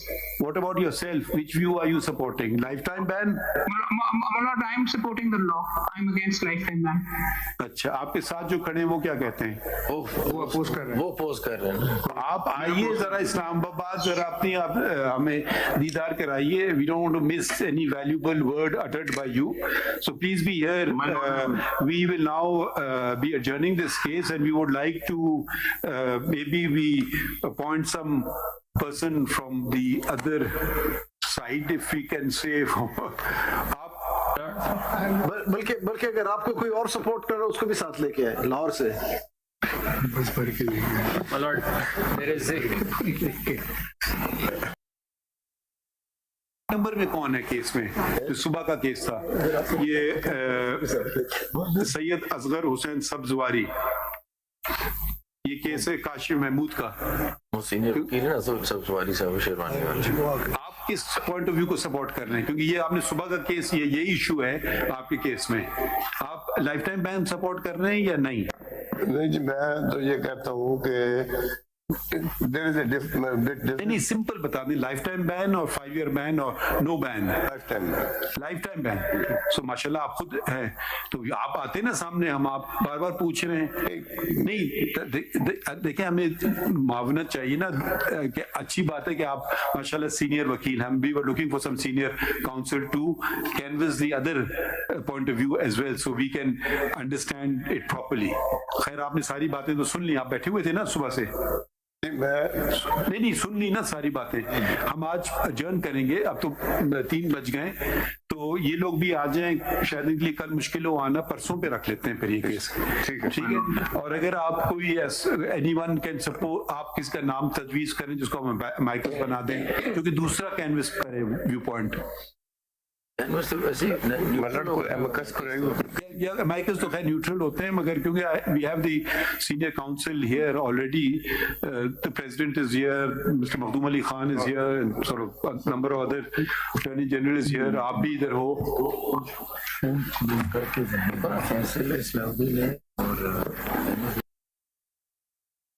Faisal Siddiqui साहब हो सकते हैं. किसी केस में तो अहमद या सलाउद्दीन.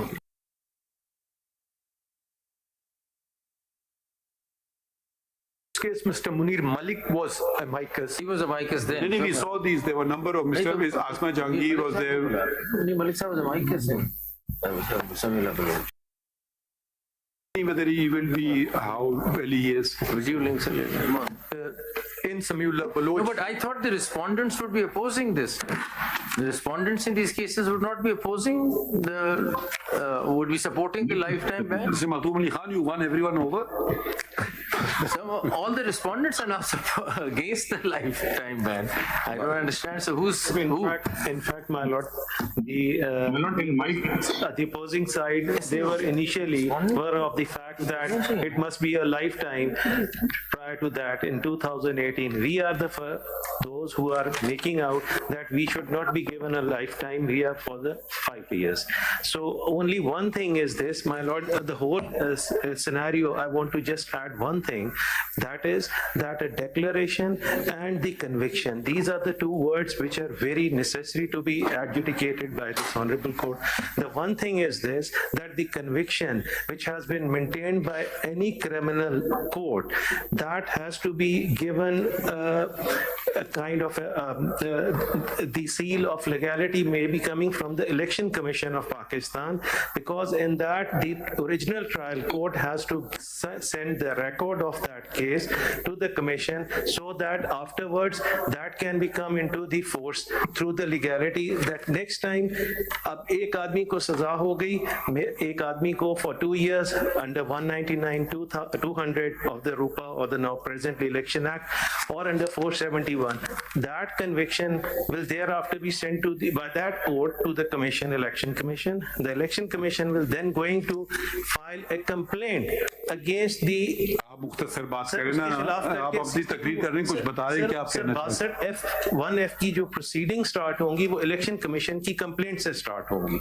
मैं ये कहना चाह रहा हूँ। इसका फायदा क्या है इस बात करने ये का? फायदा है कि बगैर सजा के आप कहते हैं कि बगैर कोर्ट के कन्विक्शन के आप कहते हैं कि डिक्लेयर किसी को नहीं किया जा सकता। नहीं सर, नहीं, कोर्ट और कोर्ट जो इलेक्शन कमीशन को फिर भेजेगी और वहां से कंप्लेंट इलेक्शन कमीशन की कंप्लेंट पे हो सकता है, ये आप कह रहे हैं। 62(1)(f) के ऊपर पोस्ट कन्विक्शन। जी सर। सनाउल्लाह बलूच साहब, ये देखें बहुत पेचीदा आईनी कानूनी मसला है। यकीनन आप पार्लिमानी मेंबर रहे और अच्छी तरह से आइन को समझते हैं, मगर हम आपको मौका देते हैं कि अगर आप कोई वकील करना चाहें, क्योंकि आप सपोर्ट कर रहे हैं ना लाइफ टाइम बैन को, तो क्योंकि ये इसमें जरा हमें तशरीह करना होगी, तो जरा यकीनन आपकी महारत है, पार्लिमानी महारत, मगर ये जरा बहुत टेक्निकल इश्यूज भी हैं, तो हम आपको एक मौका भी देते हैं। अगर आप किसी वकील को करना चाहें, आपकी मर्जी है, तो आप कर लीजिए। ठीक है, हम आपकी बात हम नोट कर ली, मगर वो देखें फिर हमने जो इतने बहुत सारी आर्गुमेंट डिस्कशन यकीनन आपने सुने होंगे, तो आप अगर कोई करना चाहे वकील, हम कर लें, तो हम परसों पे फिर इसको रखते हैं, परसों केस 11:30 बजे। मैं सर इसमें CMA first application RO has rejected my nomination papers on the ground that disqualification is perpetual and for life. इसीलिए तो हम चाह रहे थे ना, once and for all Supreme Court बैठ करके ये तयन कर ले, बिकॉज एक आरओ कुछ करेगा, दूसरा आरओ कुछ करेगा। अच्छा mister Makhdoom Ali Khan, one other issue, one is, you know, you win all or lose all. One is the middle way. The middle way is that al-Samrays was the law undid its effect. Can we have the list of those cases where a non-obstante clause, irrespective of anything held in a judgment, and they were sustained? Because that could be the middle way, that we don't touch the judgment, but now that the law has come, it occupies the legislative domain. This is one aspect. The other aspect which has not been touched upon is that we have only read the constitutional provisions so far. Most of these cases deal with the earlier election laws, which was ROPA, Representation of the People's Act 1976. Did that law or the Election Act of 2017 provide any term for disqualification, or it simply reproduces the language of the Constitution? Because I'm familiar with ROPA, I'm not so familiar with the subsequent enactment of 2017. So if you can consider those as well, does the law say anything at all? And the third thing which I want you to attend to is, did either law, ROPA or the Election Act of 2017, prescribe a period of disqualification which was not mentioned in either 62 or 63? Are you clear with the queries? Yes, my lord. Yes, my lord. And for everybody else as well, these queries they can attend to. My lord, and I will request any of my colleagues, if they want to put a particular query, that you all can come prepared on that. My lord, with one request and leave of your lordship, ये doctrine of legislative repeal के ऊपर आप थोड़ा जी sir, उस पे यही मैं request करने लगा था चीफ जस्टिस साहब से कि those bundles are also ready, that list is ready. Your lordship will have to allow me to file a couple of more bundles. मैं समझा नहीं, wasting a lot of paper. नहीं, which bundle? वो sir list of case law मैंने बनाई हुई है, ये सबके लिए बना दें। जी सबके नहीं है सर, अभी भी सबके हमने आपको नैब केस में भी कहा था कि आईपैड्स दे दें हमें, सेव पेपर। मलॉर्ड, इस इशू पे एक्चुअली मैंने ऑलरेडी पेपर बुक्स बना ली हैं, वो वैलिडेटिंग जो क्यूरेटिव लेजिस्लेशन के ऊपर केस लॉ है, मैंने ऑलरेडी। तो आपको चले एक दिन का मौका मिल रहा है, अगर कोई और question any of my colleagues want to ask, not you, I am saying, I requesting my colleagues to come serious question of ready with these queries. Briefly, my lord, the citations are already there in the CMA which I have filed, but these will be submitted separately as well. Please attend to the question of repentance, which Samula Baloch specifically records. My lord, yes. तो ये जरा आप वो भी आप जरूर देख लीजिए। My lord, एक बड़ा serious question of law है इन्हीं appeals में जो जिसपे I would request my lords to also adjudicate, and that is what is the effect of suspension of sentence of a convicted person. Is it one thing we've already noted in our original order, which was a 3-member bench order. Of course, if my colleagues want to add to it, that we will stay clear of criminal cases, pendency. We are just going to restrict on qualification and disqualification because elections are. इस case से तो नहीं ताल्लुक। My lord, वो judgment उसके appeal में मैं आया हूँ और वो sustain हो नहीं सकती because that judgment is in violation of a number of judgments of the Supreme Court. वो judgment basically उसका effect ये है। हम principle of law तयन करना चाह रहे हैं। Individual cases हो सकता है हम उनको अलग कर दें, फिर सुने, छोटी बेंचेस सुने। ये 7-member बेंच अगर सुनने बैठ जाए तो पूरे इलेक्शन खत्म हो जाएगा। सुनते सिर्फ प्रिंसिपल की मैं बात कर रहा हूँ, वो उन्होंने रिडंडेंट कर दिया है आर्टिकल 63(1)(h) को, जो हमने अभी बात में सुन लेंगे आपको। आपने जो कंसाइज स्टेटमेंट दिया नंबर क्या उनका? माय लॉर्ड, उसका मेरा नंबर है जी 8, CMA नंबर 8 है माय लॉर्ड, और इस पे केस लॉ भी माय लॉर्ड मैंने सारा जो मैंने कोट किया हुआ मैंने उसकी पेपर बुक्स भी बनाई हैं माय लॉर्ड। आपकी CMA कौन सी? Mine is 6, my lord. So what we do today, we'll observe loudly, and that I'm sure will be recorded. If anyone wants to canvass the contrary point of view, not to come and make a speech, but attend to the constitutional provisions and the law, we are ready to hear it. The contrary view being that it's a lifetime ban. So because most of you are in support of a 5-year ban or no ban at all. So that offer is open to everybody. If we consider, we will appoint amicus as well, but at short notice, whether they can render even that assistance or not, because this has to be wrapped up very quickly one way or the other, because every returning officer should not be left confused what he has to do. I'm sure you all agree to that extent. Whatever it is, it should happen once and for all. And my CMA number 1 for stay is fixed today regarding the RO and civil appeal number 1946/2023. You've been disqualified. My lord, RO has held that he is disqualified for life, regardless of section 232(2) and regardless of orders passed by my lord. नहीं तो वो हम देख लेंगे ना, अभी हम appeal में जाएंगे ना, अपील तो कर लेना अपनी rights of. As an abandoned caution we have, हाँ तो वो कर लीजिए ना, पता नहीं हम किस तरफ फैसला करें। अगर हमने आपके फेवर हो गया तो उसका इफेक्ट हो जाएगा ऑटोमेटिकली। ठीक है। I had drawn your attention to the 4 points which Ishaq Akwani's case the court had left open with regards to which court would it be to give the declaration, the procedure to be followed, the standard of proof and the locus standi. It is PLD 2015 Supreme Court 275. At page 283, these 4 issues are identified but were left unanswered. So if my lords, and this is also for posterity because this declaration of law, now we are looking at the time limit which is to be applied to this declaration of law, but how this declaration is to in fact be given is also something very important. 2015 Supreme Court, PLD 2015 Supreme Court 275. It's Akwani versus Nawaz Sharif, and page 283. I didn't do it at 9:30. Paragraph 4.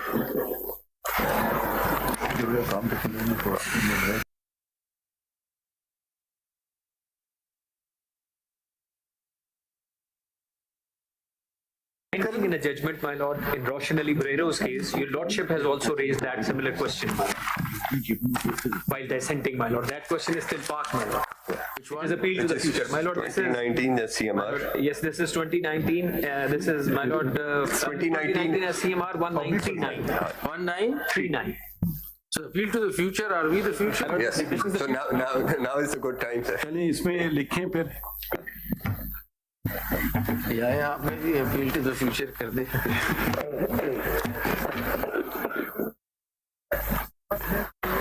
अच्छा हाँ, इसमें लिखिए CPLA number 2680/2023. The point raised in this petition are the same as are being considered in the cases in Civil Appeal 981/2018 and other cases fixed before the 7-member bench.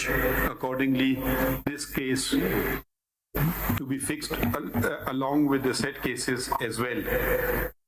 Full stop. The number, ये हमें एक चीज भी बता दीजिएगा, ये हमें because there should not be created an impression which unfortunately we cannot control, social media or even media, but for accuracy's sake, who is contesting which political party, so let it not be perceived as this is for a political party or against a political party. We are only concerned with the constitutionality and the legality of the matter. So I really don't know these names, whether they're independent candidates or their things. So if someone can give us a list of who's where, so that would be helpful and may dispel the notion that it is for a particular cause, which is not our concern in the least. क्या लिखा है?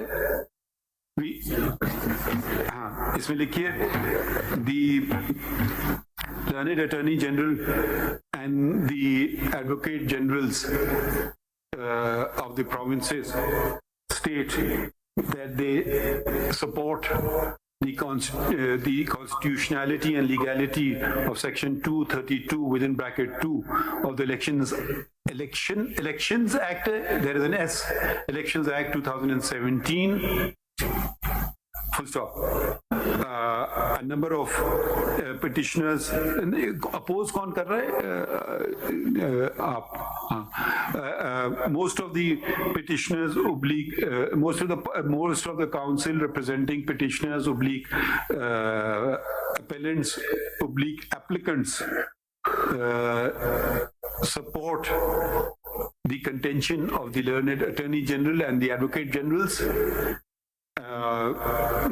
Whereas आपका नाम लिख दे in CMA CP 684 और कौन oppose कर रहे हैं? आप 880 CA 880 नाम अपना बताएं, नाम बताइए. खुरम रजा मेलो, mister Khurram Raza, mister Khurram Raza in CA 880 oblique 2015 states that the lifetime it should be that it is a lifetime ban. अच्छा, सब्जारी साहब भी का नाम पहले लिख दें, सीनियर काउंसिल है ना, सीनियर काउंसिल का पहले नाम लिख दें. सब canvass the contrary viewpoint that it is a lifetime ban. Full stop.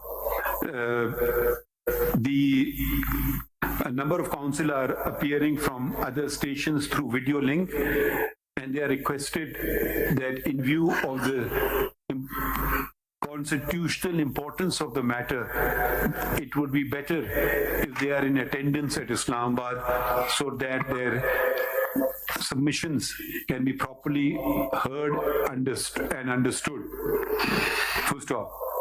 We also welcome any senior counsel who wishes to assist this court to do so with precise constitutional and legal submissions supported by applicable case law.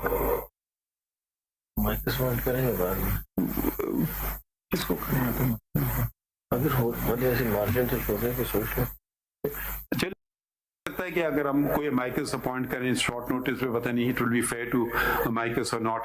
Can you suggest a name that we can appoint and who's available at Islamabad, the Pindi?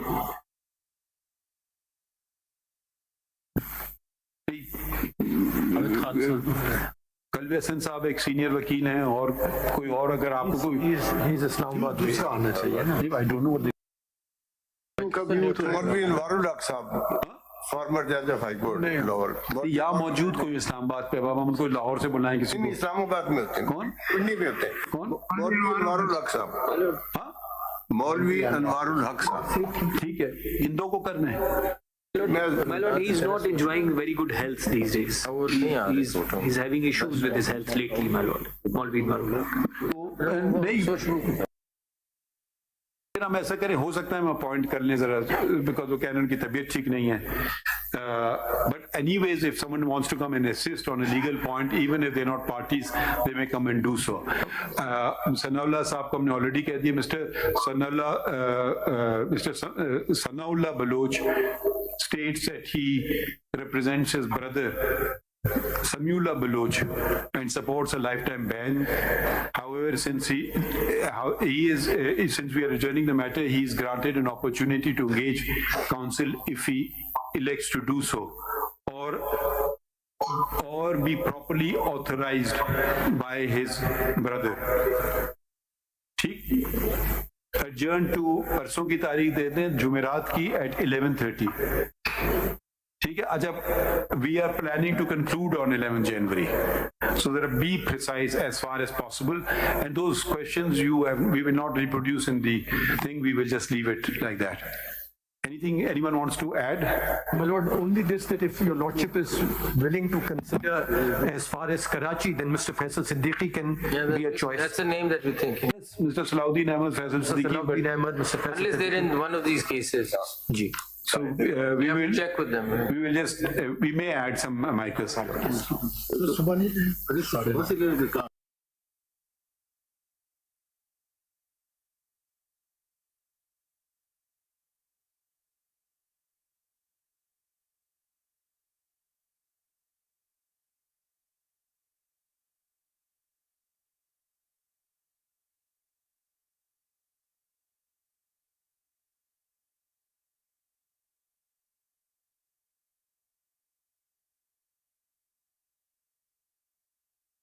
Yes, that's yes.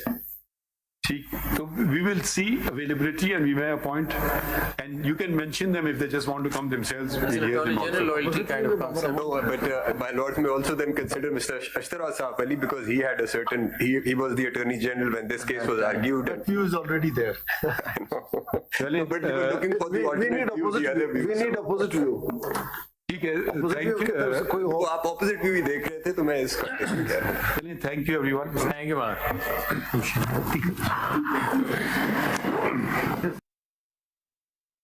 हयात नाअहली case 4 जनवरी जुमेरात तक मुलतवी कर दिया गया और order लिखवाया chief justice Pakistan justice Qazi फाजीसा ने, और ये कहा कि 4 तारीख यानी 4 जनवरी को ही केस का फैसला भी कर देंगे. अदालत के लिए अमाइकस क्यूरे यानी मुआविनीन मुकर्रर करने की भी यहाँ पर बात हुई और मुख्तलिफ नाम ज़ेरे गौर आए.